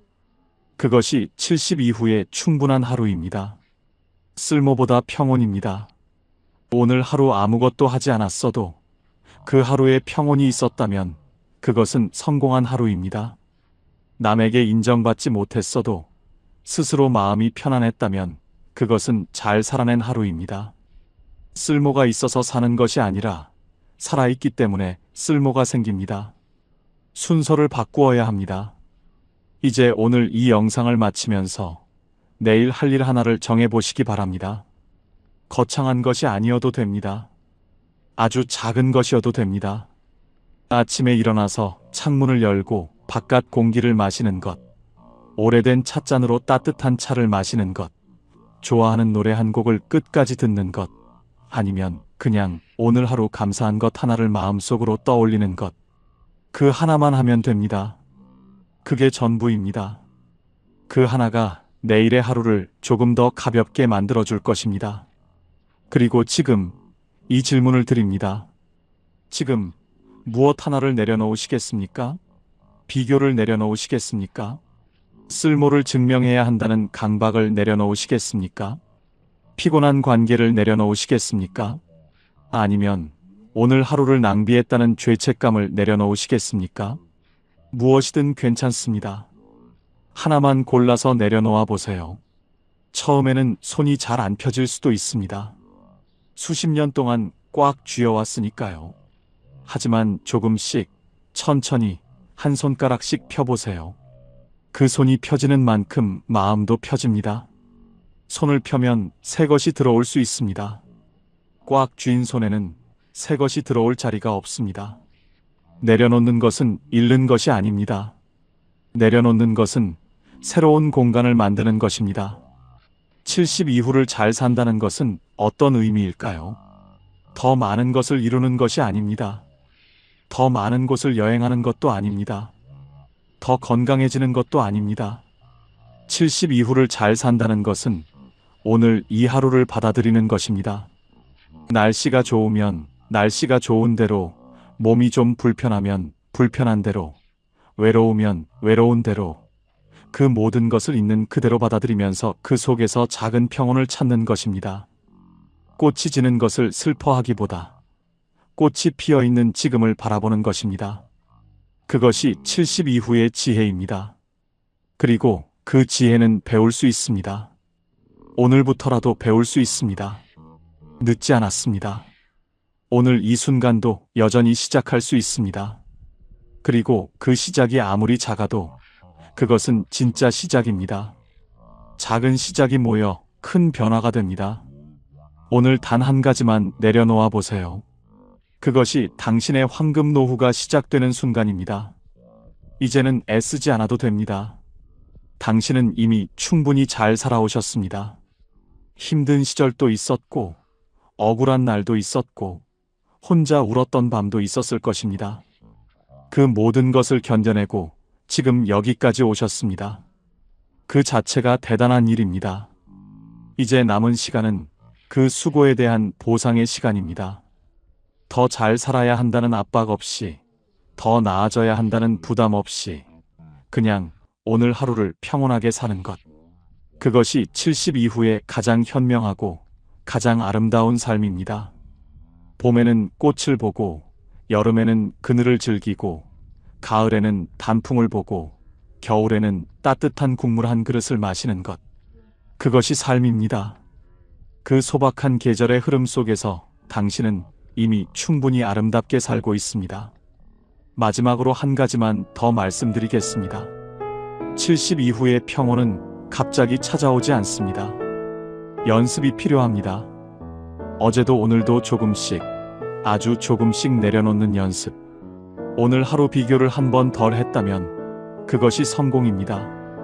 오늘 하루 쉬면서 죄책감을 덜 느꼈다면 그것이 성공입니다. 한 번에 모든 것을 내려놓을 수 없습니다. 하지만 매일 조금씩 내려놓다 보면 어느 날 문득 마음이 가벼워진 자신을 발견하게 됩니다. 그날이 반드시 옵니다. 그날을 향해 오늘 하루도 천천히 조금씩 걸어가시기 바랍니다. 당신의 걸음이 비록 느려도 그 방향이 평온을 향하고 있다면 그것으로 충분합니다. 황금 노후는 화려한 노후가 아닙니다. 황금 노후는 평온한 노후입니다. 황금처럼 빛나는 것은 외면의 화려함이 아니라 내면의 고요함입니다. 그 고요함이 지금 이 순간 여러분 안에 이미 있습니다. 단지 아직 발견하지 못했을 뿐입니다. 오늘 이 영상이 그 고요함을 발견하는 작은 계기가 되기를 바랍니다. 오늘도 이 영상을 끝까지 봐주셔서 감사합니다. 지금까지 황금 노후였습니다. 감사합니다. 여러분께 솔직한 질문 하나 드리겠습니다. 살면서 가장 후회되는 것이 무엇입니까? 잠깐 생각해 보십시오. 돈을 더 많이 벌지 못한 것일까요? 자식을 더 잘 키우지 못한 것일까요? 아니면 건강을 더 잘 챙기지 못한 것일까요? 그런데요, 오늘 제가 만나뵌 어르신들이 한결같이 하신 말씀이 있습니다. 그분들이 가장 후회하는 것은 돈도, 자식도, 건강도 아니었습니다. 서울대학교 노년학 연구팀이 70대 이상 노인 800명을 대상으로 조사한 결과도 똑같았습니다. 그것이 무엇일까요? 노년에 가장 후회하는 것은 1위가 하지 못한 말이었고, 2위가 가보지 못한 곳이었고, 3위가 화해하지 못한 관계였습니다. 돈이 아니었습니다. 명예가 아니었습니다. 전부 사람과 관계된 것들이었습니다. 그렇다면 후회 없이 사는 방법은 무엇일까요? 오늘 이 영상을 끝까지 보시면 그 해답을 아실 수 있습니다. 그리고 그 해답을 아시고 나면 오늘 이후로 여러분의 하루가 완전히 달라지실 겁니다. 법구경에 이런 말씀이 있습니다. 오늘 할 수 있는 일을 내일로 미루지 마라. 나중에 언젠가는 오지 않습니다. 우리가 대충 사는 오늘은 하늘나라에 먼저 가신 분들의 그토록 살고 싶었던 귀한 하루입니다. 그리고 달력에는 나중이라는 날이 없습니다. 오늘만 있습니다. 후회는 지나간 것을 바꾸려는 마음이에요. 그런데 지나간 것은 바꿀 수 없습니다. 바꿀 수 있는 것은 오늘뿐이에요. 오늘을 어떻게 사느냐가 내일의 후회를 만들기도 하고 없애기도 합니다. 오늘 제가 알려드릴 5가지 이야기가 바로 그것입니다. 그런데 한 가지 미리 말씀드리겠습니다. 5가지 중에 가장 중요한 것은 4번째입니다. 끝까지 저와 함께 해주십시오. 나이 들수록 인생을 행복하게 사는 법, 1번째입니다. 하고 싶은 말은 오늘 하십시오. 평생 참으셨다고요? 이제 그러지 마세요. 경남 거제에 사시는 74살 박말순 어르신 이야기입니다. 어르신은 평생 하고 싶은 말을 참으셨습니다. 가족한테도, 친구한테도, 이웃한테도요. 좋다는 말, 고맙다는 말, 보고 싶다는 말. 다 마음속에만 있었습니다. 말로 꺼내는 것이 쑥스러우셨거든요. 우리 세대가 다 그렇잖아요. 표현하는 것이 낯간지럽고 말로 하지 않아도 알겠지 하는 마음이요. 그런데 어르신에게 가장 친한 친구가 있으셨습니다. 40년을 함께한 친구였습니다. 동네에서 만나서 시집도 같이 가고 자식도 비슷한 때에 낳고 힘든 일이 있으면 서로 기대던 친구였습니다. 어르신이 그 친구한테 하고 싶었던 말이 있으셨습니다. 너 덕분에 내가 여기까지 살았어. 그 말이요. 근데 그 말이 늘 마음속에만 있었습니다. 다음에 만나면 해야지, 다음에 만나면 해야지 하시다가 그냥 지나갔습니다. 그러다 어느 날 아침이었습니다. 전화가 왔습니다. 그 친구가 새벽에 갑자기 쓰러지셨다는 겁니다. 어르신이 달려가셨습니다. 병원 응급실이었습니다. 친구는 의식이 없었습니다. 어르신이 친구 손을 잡으셨습니다. 친구 손이 차가웠습니다. 평생 그 손을 잡고 웃고 울었는데 그날 그 손이 차가웠습니다. 어르신이 그 손을 꼭 잡으시고 귀에 대고 말씀하셨습니다. 야, 너 덕분에 내가 여기까지 살았어. 고마워. 친구가 들으셨는지 모릅니다. 사흘 뒤에 친구는 세상을 떠나셨습니다. 어르신이 장례식장에서 친구 영정 앞에 앉으셨습니다. 국화꽃이 놓여 있었습니다. 영정 속 친구가 웃고 있었습니다. 어르신이 그 웃음을 바라보셨습니다. 하고 싶었던 말들이 그제야 올라왔습니다. 웃겼던 기억들, 같이 울었던 날들, 고마웠던 순간들. 40년이 한꺼번에 올라왔습니다. 근데 이제 들을 사람이 없었습니다. 어르신이 영정을 보시면서 혼자 말씀하셨습니다. 진작 말할 걸 그랬다. 그 말이 영정 앞에서 어르신을 오래 붙잡았습니다. 돌아오는 길 내내 그 말이 어르신 안에서 울렸습니다. 진작 말할 걸 그랬다. 심리학에서는 이것을 표현되지 못한 감정의 무게라고 합니다. 하고 싶었던 말을 하지 못했을 때 그 감정은 사라지지 않습니다. 오히려 마음속에 쌓이고 굳어집니다. 그리고 더 이상 전할 수 없게 됐을 때 그 무게가 가장 크게 느껴집니다. 어르신이 집에 오시는 길에 결심하셨습니다. 이제 하고 싶은 말은 오늘 하자. 더 이상 나중으로 미루지 말자. 그날 이후 어르신이 달라지셨습니다. 남은 친구들한테 전화를 하기 시작하셨습니다. 그냥요. 보고 싶어서요. 친구가 전화를 받고 깜짝 놀랐습니다. 무슨 일 있어? 어르신이 웃으셨습니다. 아니, 그냥 목소리 듣고 싶어서. 친구가 한참 있다가 말했습니다. 나도 마침 내 생각하고 있었는데. 두 분이 한참을 전화 통화를 하셨습니다. 아무것도 아닌 이야기들을요. 그 전화가 그날 친구의 하루를 바꿨습니다. 자식한테도 달라지셨습니다. 아들이 먼 길을 달려왔을 때 예전엔 그냥 들어오라고만 하셨는데 그날은 문 앞에서 말씀하셨습니다. 왔구나. 보고 싶었어. 아들이 멈칫했습니다. 어머니가 그런 말씀을 하신 게 처음이었거든요. 아들이 아무 말 없이 어르신을 안았습니다. 쇼펜하우어는 이런 말을 했습니다. 우리가 나누는 말 한마디가 상대방의 하루를 바꿀 수 있다. 그런데 그 말을 하지 않으면 아무것도 바뀌지 않는다. 말은 때가 있습니다. 꽃이 피는 때가 있듯 말도 피어야 할 때가 있습니다. 그 때를 놓치면 꽃이 지듯 말도 사라집니다. 어르신이 이렇게 말씀하셨습니다. 말은 마음속에 있으면 내 것이지만 꺼내면 두 사람 것이 돼요. 나눠야 두 배가 돼요. 친구한테 못한 말이 평생 후회로 남았어요. 이제는 하고 싶은 말은 오늘 해요. 여러분께 여쭤보고 싶습니다. 지금 이 순간 하고 싶은 말이 있으신 분이 계십니까? 그 말을 오늘 하십시오. 내일로 미루지 마십시오. 그렇다면 두 번째는 무엇일까요? 혹시 가보고 싶으셨던 곳이 있으십니까? 아직 나중으로 미루고 계신 곳이요. 나이 들수록 행복하게 사는 법. 두 번째입니다. 가보고 싶은 곳은 지금 가십시오. 충북 충주에 사시는 77살 김옥순 어르신 이야기입니다. 어르신에게는 꼭 가보고 싶은 곳이 있으셨습니다. 경주였습니다. 어릴 때 교과서에서 불국사 사진을 보고 언젠가는 꼭 가봐야지 했습니다. 결혼하고 나서도 그 마음이 있었습니다. 남편이랑 같이 가야지.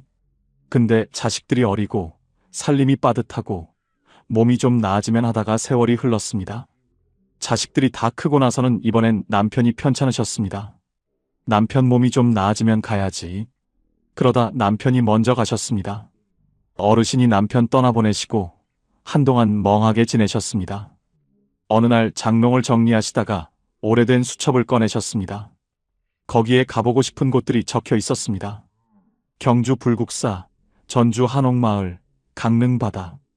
어르신이 그 수첩을 보시다가 눈물이 나셨습니다. 남편이랑 같이 가려고 적어놨던 것들이었거든요.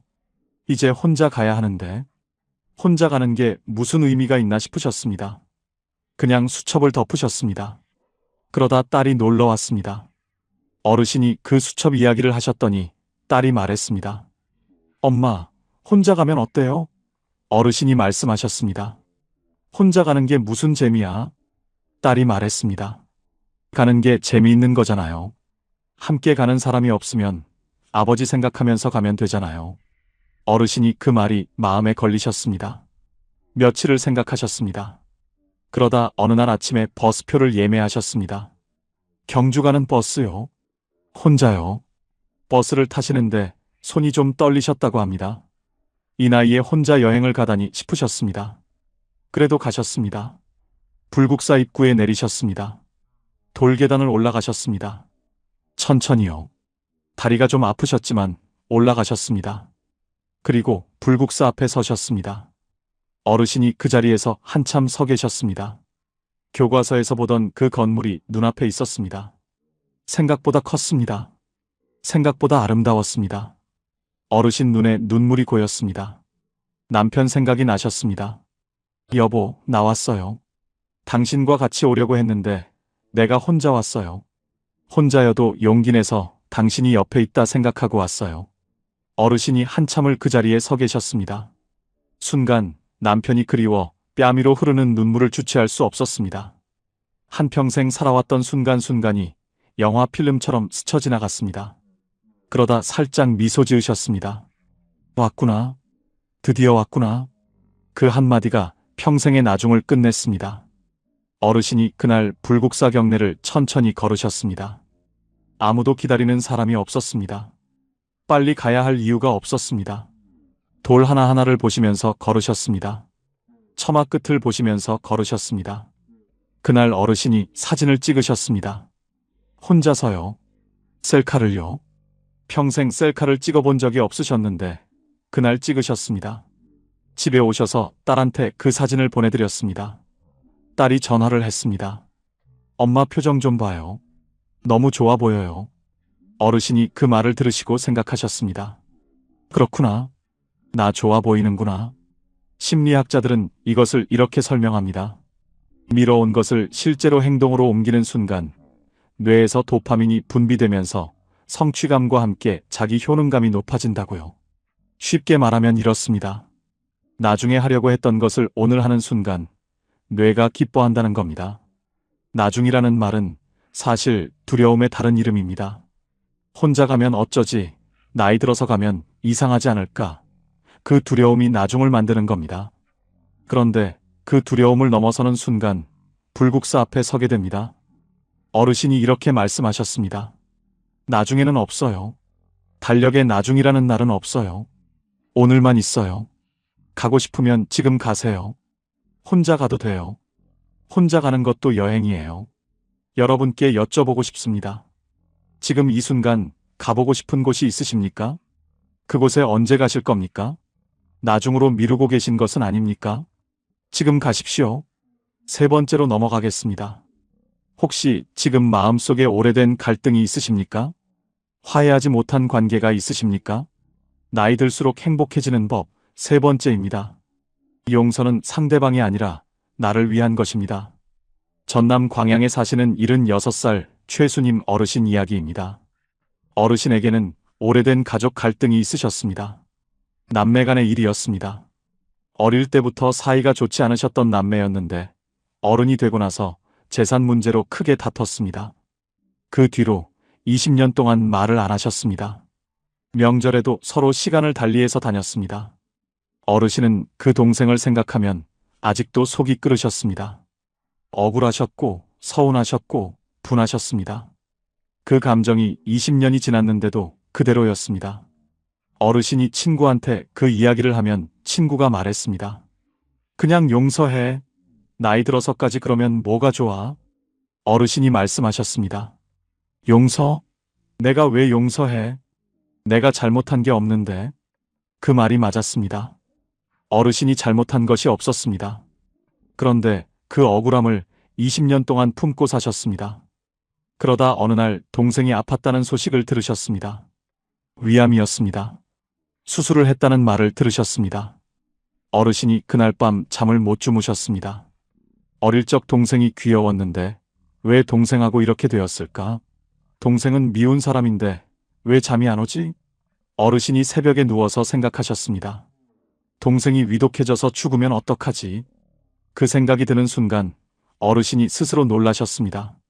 동생이 그냥 미운 줄 알았는데. 어르신이 며칠을 생각하셨습니다. 그러다 어느 날 차를 타셨습니다. 동생 집 쪽으로 가셨습니다. 집 앞에 도착하셨습니다. 차에서 내리셨습니다. 대문 앞에 서셨습니다. 초인종이 보였습니다. 손이 올라가지 않았습니다. 멍하니 서 계셨습니다. 5분이 지났습니다. 10분이 지났습니다. 20분이 지났습니다. 담장 너머로 마당에 감나무가 보였습니다. 어릴 때 동생과 같이 그 감나무에서 감을 따던 기억이 올라왔습니다. 까르르 웃으며 재밌던 적도 있었어요. 마음이 착잡했습니다.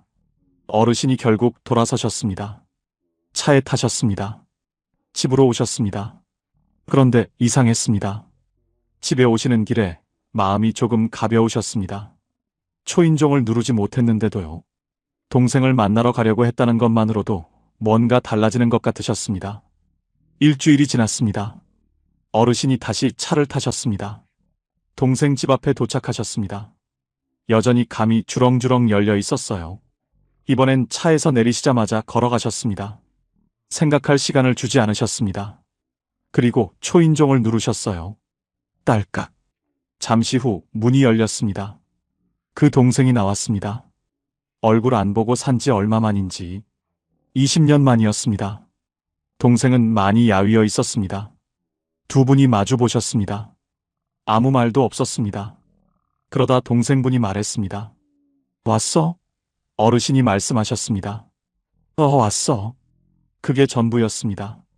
두 분이 마루에 앉으셨습니다. 대추차를 한 잔씩 드셨습니다. 말이 없었습니다. 그냥 차를 드셨습니다. 그 침묵이 불편하지 않으셨습니다. 이상하게요. 20년의 침묵과는 다른 침묵이었습니다.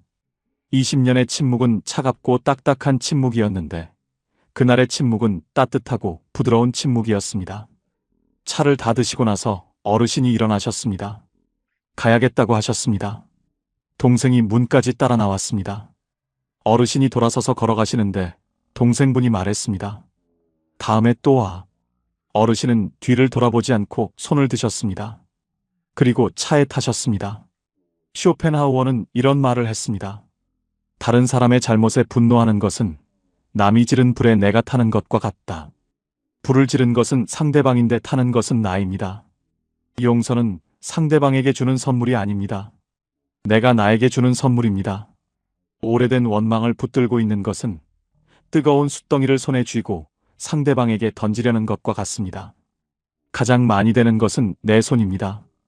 어르신이 이렇게 말씀하셨습니다. 용서한 게 아니에요. 그냥 동생 얼굴만 한번 보려고 갔어요. 근데 갔더니 내 마음이 달라지더라고요.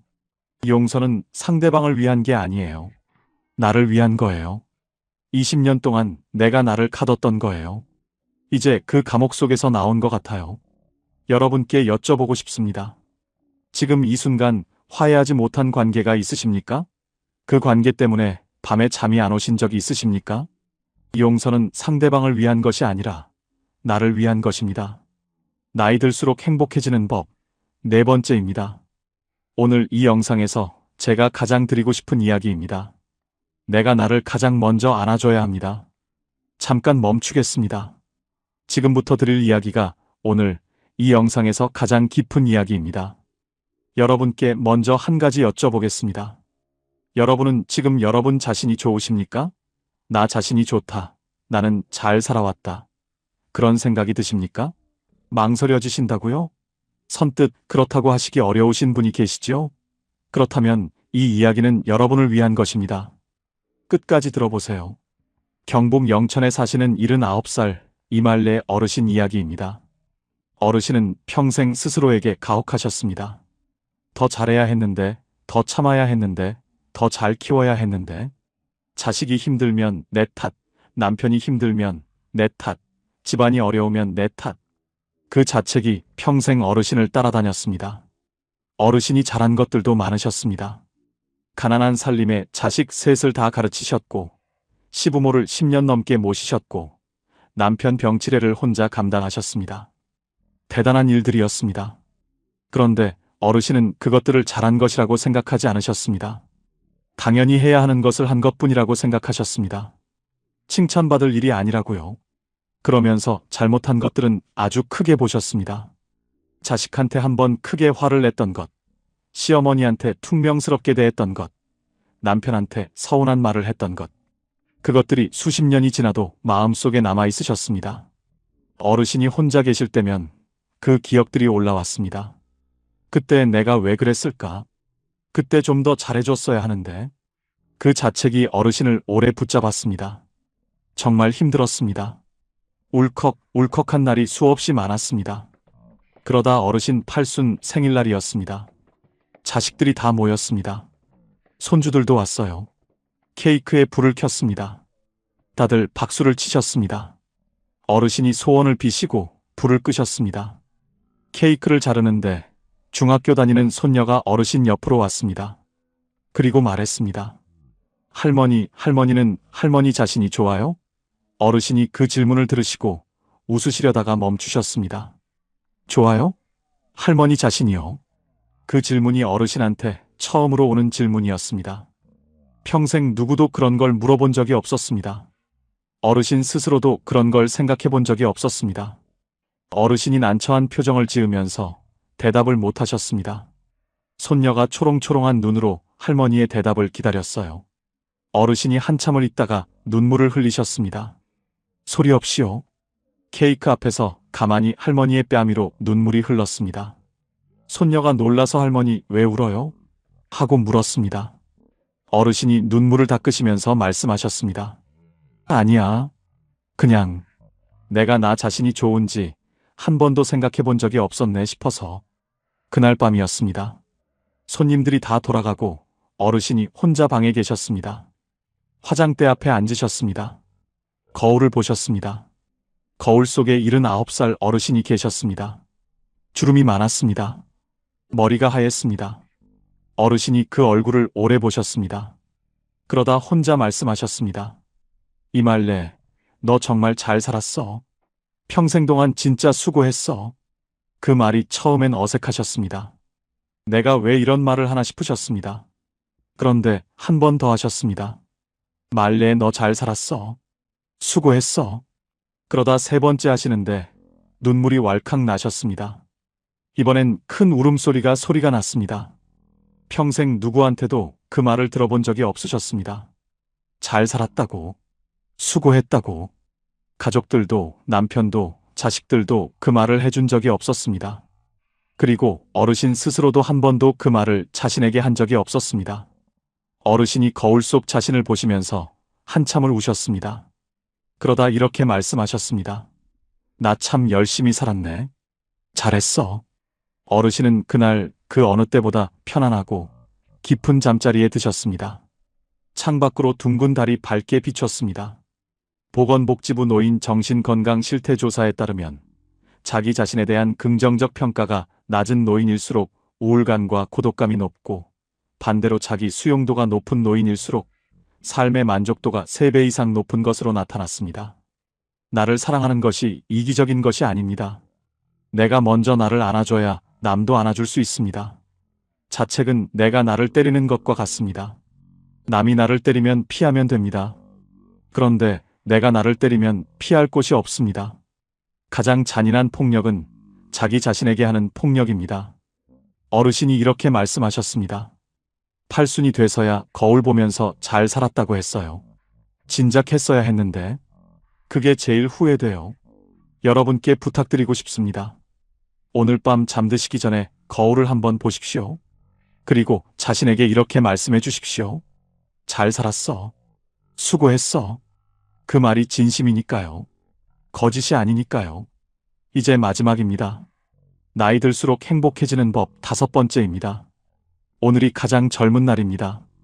여러분, 지금 이 순간 여러분의 나이가 몇이십니까? 70이십니까? 75이십니까? 80이십니까?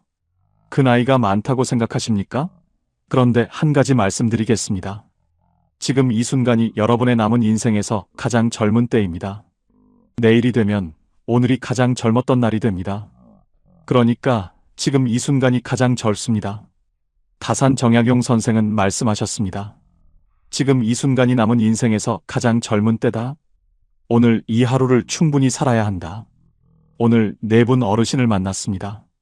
친구를 보내고 나서 하고 싶은 말을 오늘 하기 시작하신 박말순 어르신, 혼자 불국사에 가셔서 드디어 왔구나 하신 김옥순 어르신, 20년 만에 형제집 초인종을 누르신 최순임 어르신, 팔순 생일날 밤에 거울 앞에서 처음으로 잘 살았어 하신 이말래 어르신. 그분들이 공통으로 하신 말씀이 있습니다. 진작할 걸 그랬어요. 그 한마디입니다. 하지만 그분들이 또 공통으로 하신 말씀이 있습니다. 그래도 지금이라도 해서 다행이에요. 그 한마디입니다. 후회 없이 사는 것은 거창한 것이 아닙니다.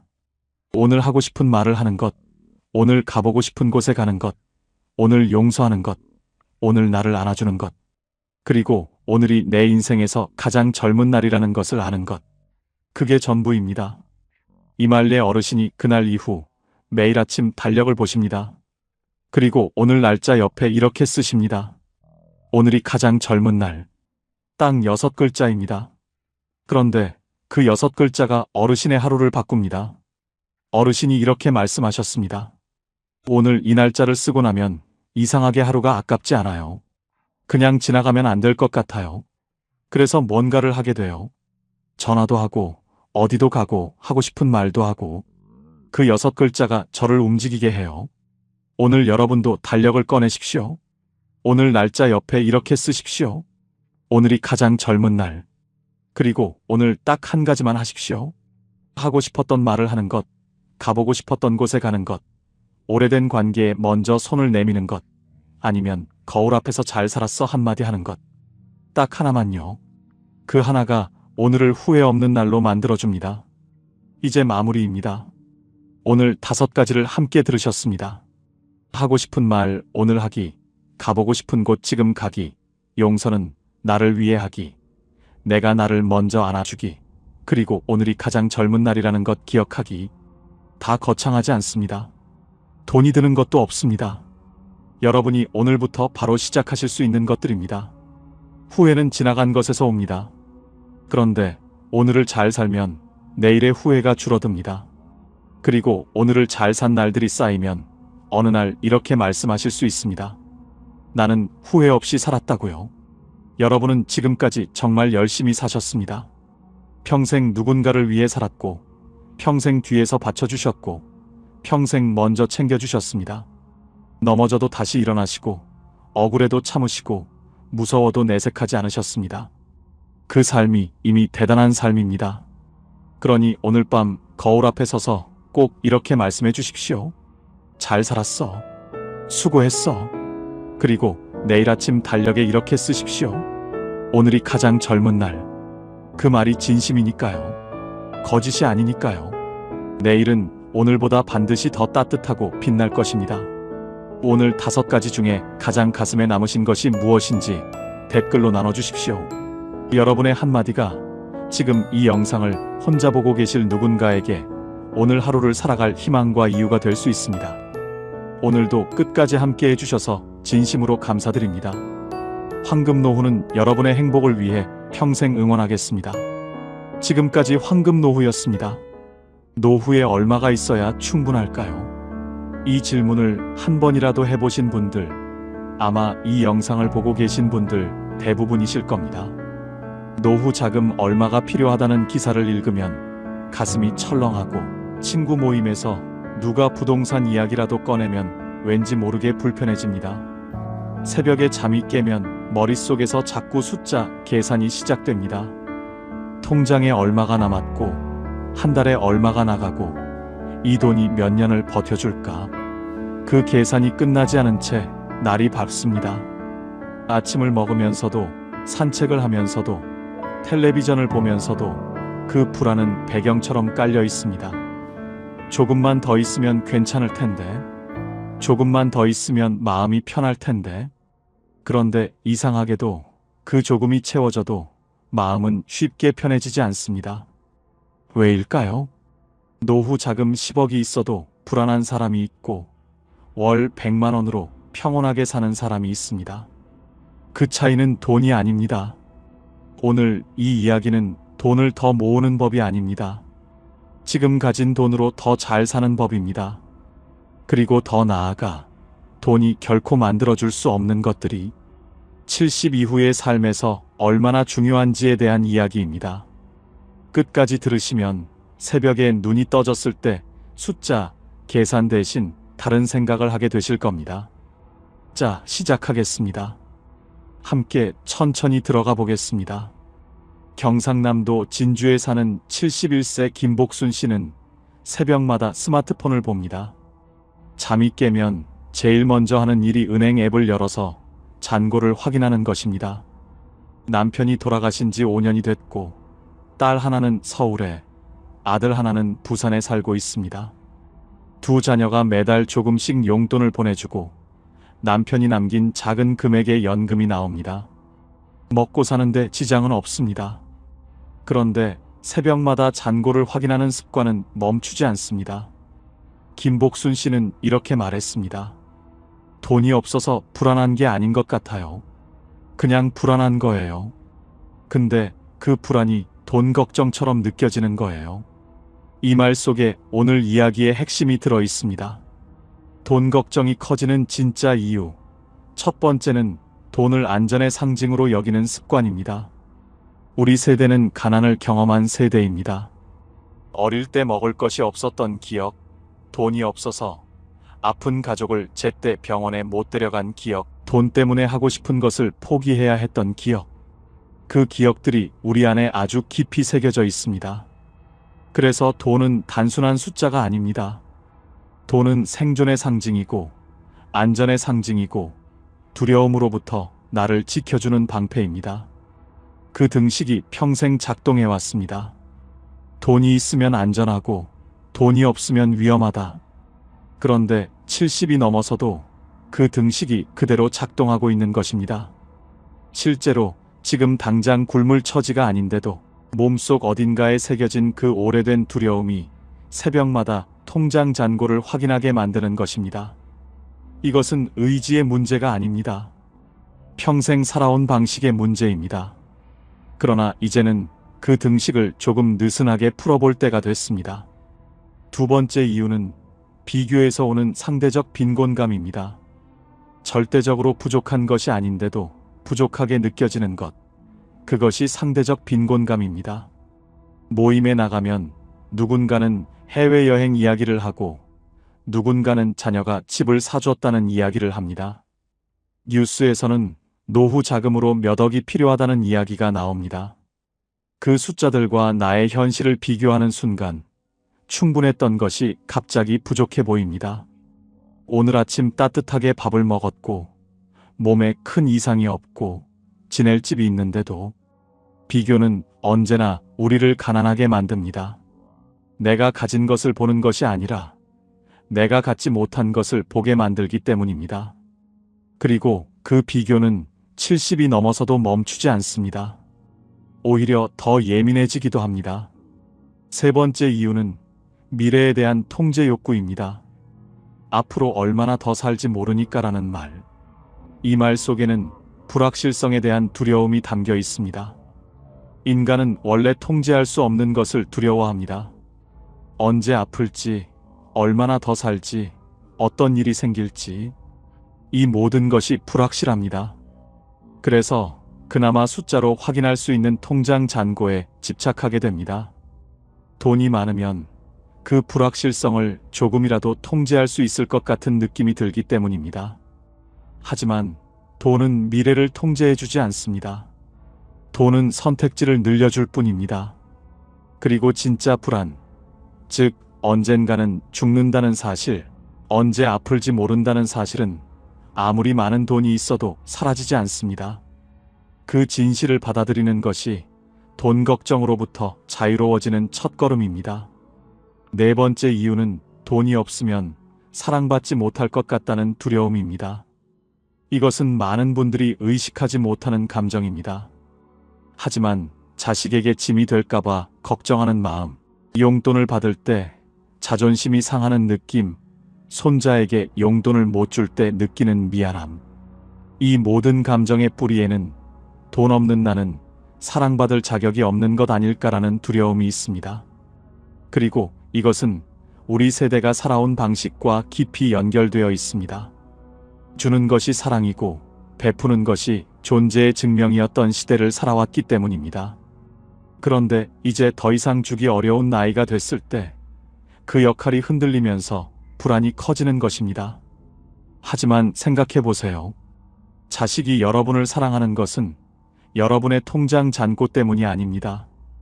여러분이 여러분이기 때문입니다. 그 사실을 믿는 연습이 필요합니다. 자, 이 네 가지를 하나로 묶으면 이렇게 됩니다. 70 이후 돈 걱정의 본질은 돈이 부족해서가 아니라 돈 없이는 괜찮을 수 없다는 믿음 때문입니다. 그 믿음을 조금씩 바꾸는 것. 그것이 오늘 이야기가 향하는 방향입니다.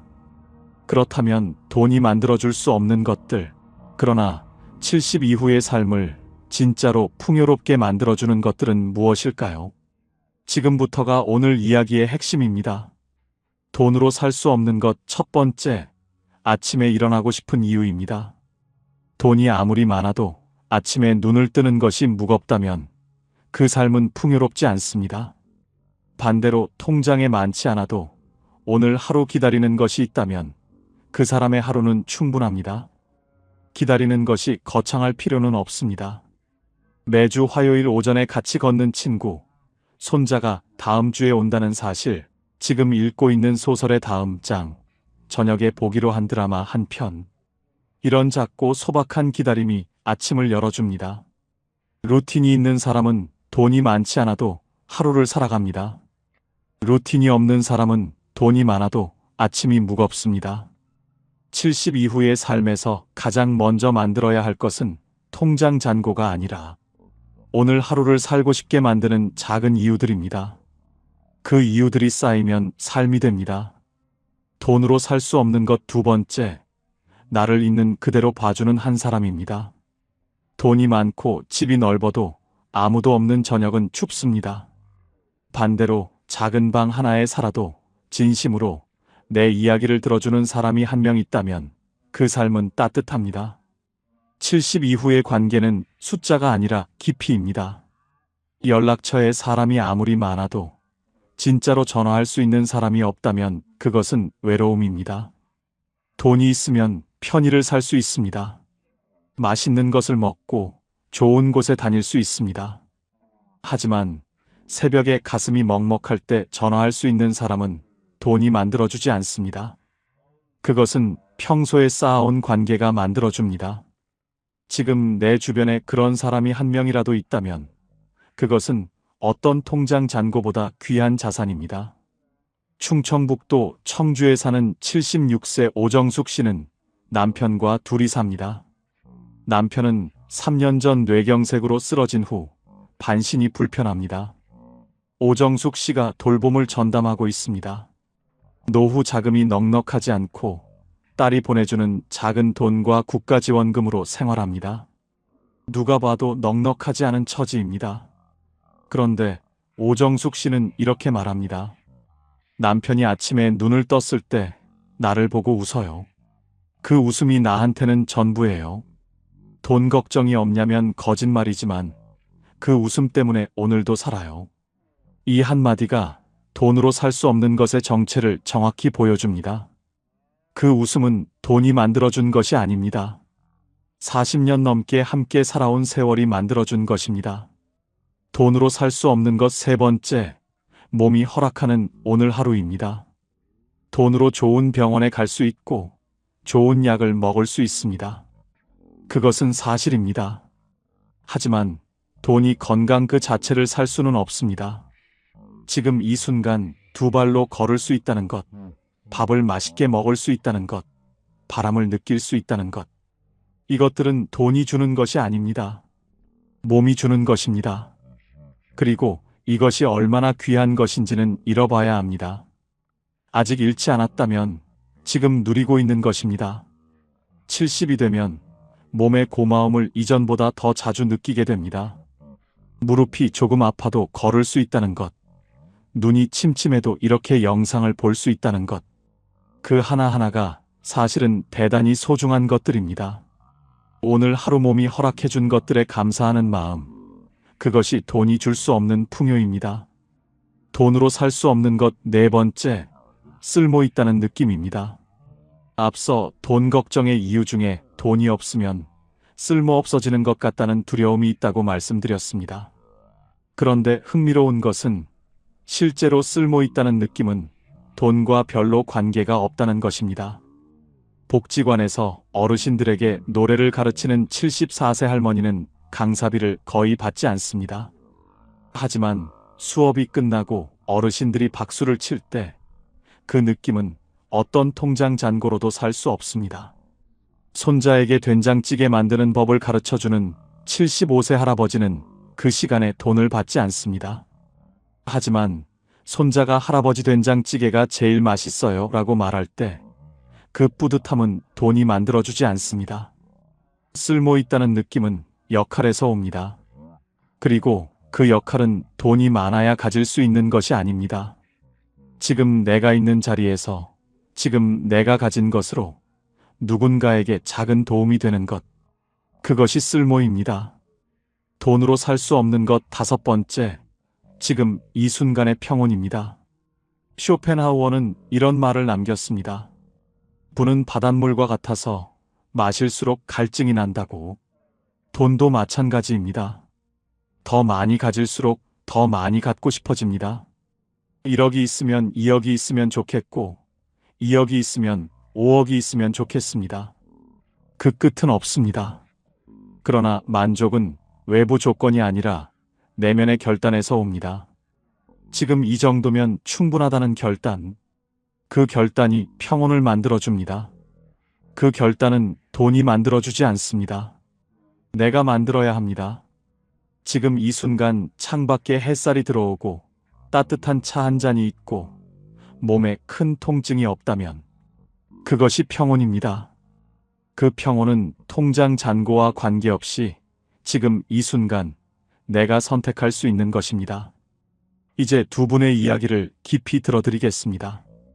전라남도 순천에 사는 78세 이순례 씨는 평생 남편과 함께 논밭을 일궜습니다. 자녀 셋을 대학까지 보내고 나니 남은 것이 별로 없었습니다. 남편은 68세에 먼저 세상을 떠났고 이순례 씨는 혼자 남았습니다. 딸 셋이 매달 조금씩 돈을 모아 엄마에게 보내줍니다. 처음에는 그것이 너무 자존심이 상했습니다. 평생 주기만 하며 살아왔는데 이제 자식한테 손을 벌리는 신세가 됐다는 생각이 들었습니다. 딸들이 돈을 보낼 때마다 카카오톡으로 엄마 이번 달 입금했어요 라는 메시지가 왔는데 그 메시지를 볼 때마다 마음이 복잡했습니다. 고맙기도 하고 미안하기도 하고 어딘가 모르게 작아지는 느낌이 들었습니다. 그러던 어느 날 둘째 딸이 전화를 해서 이런 말을 했습니다. 엄마, 내가 지금 이렇게 살 수 있는 게 다 엄마 덕분이야. 엄마가 나 낳고 키우느라 얼마나 힘들었어. 이 돈은 용돈이 아니라 내가 엄마한테 드리는 감사예요.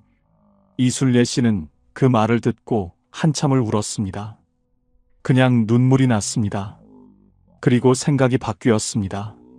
내가 받는 것이 아니라 내가 심은 것을 거두는 것이라는 생각. 평생 심어온 사랑이 이렇게 돌아오는 것이라는 생각. 그날 이후 이순례 씨는 딸의 입금 메시지를 볼 때 더 이상 마음이 복잡하지 않습니다.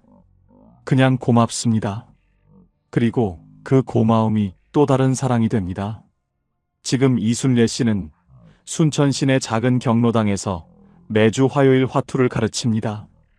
화투라는 것이 거창한 것이 아니지만 어르신들이 그 시간을 기다립니다. 이순례 씨도 그 시간을 기다립니다. 돈은 별로 없지만 기다리는 것이 있는 삶입니다. 그것이 이순례 씨의 노후입니다. 경기도 용인에 사는 73세 한정수 씨는 40대에 사업을 크게 벌였다가 실패했습니다. 은행 빚을 다 갚고 나니 50대 중반이었고 그때부터 다시 시작하려 했지만 몸이 받쳐주지 않았습니다. 퇴직금도 없었고 국민연금도 얼마 되지 않았습니다. 아내가 마트 계산원으로 일하면서 생계를 유지했고 한정수 씨는 그 사실이 너무 부끄러워서 한동안 집에서만 지냈습니다. 자식들 얼굴 보기도 창피했습니다. 사업에 성공한 친구들 이야기가 들려올 때마다 가슴이 무너졌습니다. 그렇게 2년을 거의 집안에서만 보냈습니다. 체중이 10kg 넘게 빠졌고 머리카락도 많이 빠졌습니다. 아내가 걱정이 돼서 당신 이러다가 정말 쓰러지겠어. 어디든 나가봐라고 말했습니다. 마지못해 나간 곳이 동네 경로당이었습니다. 처음에는 그냥 시간을 때우려고 들어갔습니다. 그런데 거기서 한정수 씨를 바꾼 사건이 생겼습니다. 경로당 어르신 중에 바둑을 배우고 싶어하는 분들이 있었는데 한정수 씨가 젊을 때 바둑을 꽤 잘 두었거든요. 어르신들이 당신이 좀 가르쳐줘요라고 부탁을 해왔습니다. 처음에는 손사래를 쳤습니다. 그런데 한 번만 봐달라는 말에 못 이겨 앉았는데 어르신들이 배우는 눈빛이 너무 진지했습니다. 수업이 끝나고 정수 씨 덕분에 오늘 진짜 재밌었어요 라는 말을 들었을 때 한정수 씨는 오랜만에 어깨가 펴지는 느낌이 들었습니다. 그 다음 주에 또 나갔습니다. 그 다음 주에도 나갔습니다. 한정수 씨는 이렇게 말합니다. 내가 가진 게 없다고 생각했어요. 돈도 없고 직함도 없고 내세울 것도 없다고. 그런데 바둑 하나로 사람들이 나를 기다려요. 그게 얼마나 큰 건지 몰랐어요. 지금 한정수 씨는 일주일에 3번 경로당에 나갑니다. 국민연금이 적고 아내가 아직도 일을 하고 있습니다. 노후 자금은 여전히 부족합니다. 그러나 한정수 씨의 눈빛은 2년 전과 완전히 다릅니다. 기다리는 것이 있는 사람의 눈빛입니다. 이제 마무리를 향해 가겠습니다. 통장 잔고보다 오늘 잔고가 중요합니다. 오늘 잔고란 무엇일까요? 오늘 감사한 것이 하나라도 있었는가? 오늘 웃은 순간이 한 번이라도 있었는가? 오늘 기다리는 것이 하나라도 있는가? 오늘 누군가에게 작은 도움이 됐는가? 이것들이 오늘의 잔고입니다. 이 잔고는 은행에서 확인할 수 없습니다. 하지만 이 잔고가 쌓이면 삶이 됩니다. 그리고 이 잔고는 돈이 많아야 채울 수 있는 것이 아닙니다. 지금 이 순간 어디에 있든 얼마를 가졌든 채울 수 있습니다. 돈은 삶의 도구입니다. 삶의 목적이 아닙니다. 이 문장이 쉽게 들릴 수 있습니다. 하지만 실제로 이것을 믿는 것은 쉽지 않습니다. 평생 돈을 위해 일했고 돈 때문에 포기했고 돈 때문에 버텼습니다. 그 삶에서 돈은 언제나 중심이었습니다. 그 습관이 하루아침에 바뀌지 않습니다. 하지만 조금씩 바꿀 수 있습니다. 오늘 새벽에 잠이 깨서 통장 잔고를 확인하고 싶을 때 대신 이것을 한번 생각해 보세요. 오늘 나는 무엇이 기다려지는가? 그 질문 하나가 불안을 조금 다른 방향으로 돌려줄 수 있습니다. 지금 당신이 가진 것을 한번 세어보세요. 통장 잔고 말고 진짜로 가진 것들을. 오늘 아침 먹은 따뜻한 밥, 지금 앉아있는 자리, 창문으로 들어오는 빛, 이 영상을 볼 수 있는 눈과 들을 수 있는 귀, 당신을 생각하는 사람이 세상 어딘가에 있다는 사실. 이것들은 돈이 만들어준 것이 아닙니다. 그러나 이것들이 없다면 어떤 돈도 의미가 없습니다. 당신은 지금 이 순간 생각보다 훨씬 많은 것을 가지고 있습니다. 단지 그것들이 통장에 찍히지 않을 뿐입니다. 그리고 지금 이 질문을 드립니다. 오늘 돈 없이도 좋았던 순간이 있었습니까? 아침 햇살이 따뜻하게 느껴진 순간, 누군가와 나눈 짧은 대화가 기분 좋았던 순간, 오랜만에 먹은 음식이 맛있었던 순간, 별 이유 없이 마음이 잠깐 가벼워진 순간. 그런 순간이 오늘 하루에 하나라도 있었다면 오늘은 풍요로운 하루입니다. 그것이 보이기 시작하면 삶이 조금씩 달라집니다. 불안이 완전히 사라지지는 않습니다. 하지만 불안보다 감사가 조금 더 커지는 날들이 늘어납니다. 그날들이 모이면 노후가 됩니다. 돈이 만들어주는 노후가 아니라 내가 만들어가는 노후. 당신의 노후는 통장이 아니라 당신의 하루가 만들어갑니다. 이 말을 오늘 하루 한 번만 기억해 주세요. 내일 아침 눈이 떠지면 통장 앱 대신 오늘 기다리는 것 하나를 먼저 떠올려 보세요. 아주 작은 것이어도 됩니다. 오늘 점심에 먹을 것, 오후에 걷기로 한 공원, 저녁에 볼 드라마 한 편. 그 작은 기다림이 하루를 열어줍니다. 그 하루들이 쌓이면 당신의 황금 노후가 됩니다. 이제는 애쓰지 않아도 됩니다. 더 많이 가지려 하지 않아도 됩니다. 지금 가진 것으로 충분히 오늘을 살 수 있습니다. 당신은 이미 충분히 잘 살아오셨습니다. 그리고 지금도 충분히 잘 살고 있습니다. 오늘도 이 영상을 끝까지 봐주셔서 감사합니다. 황금 노후는 여러분을 평생 응원하겠습니다. 감사합니다.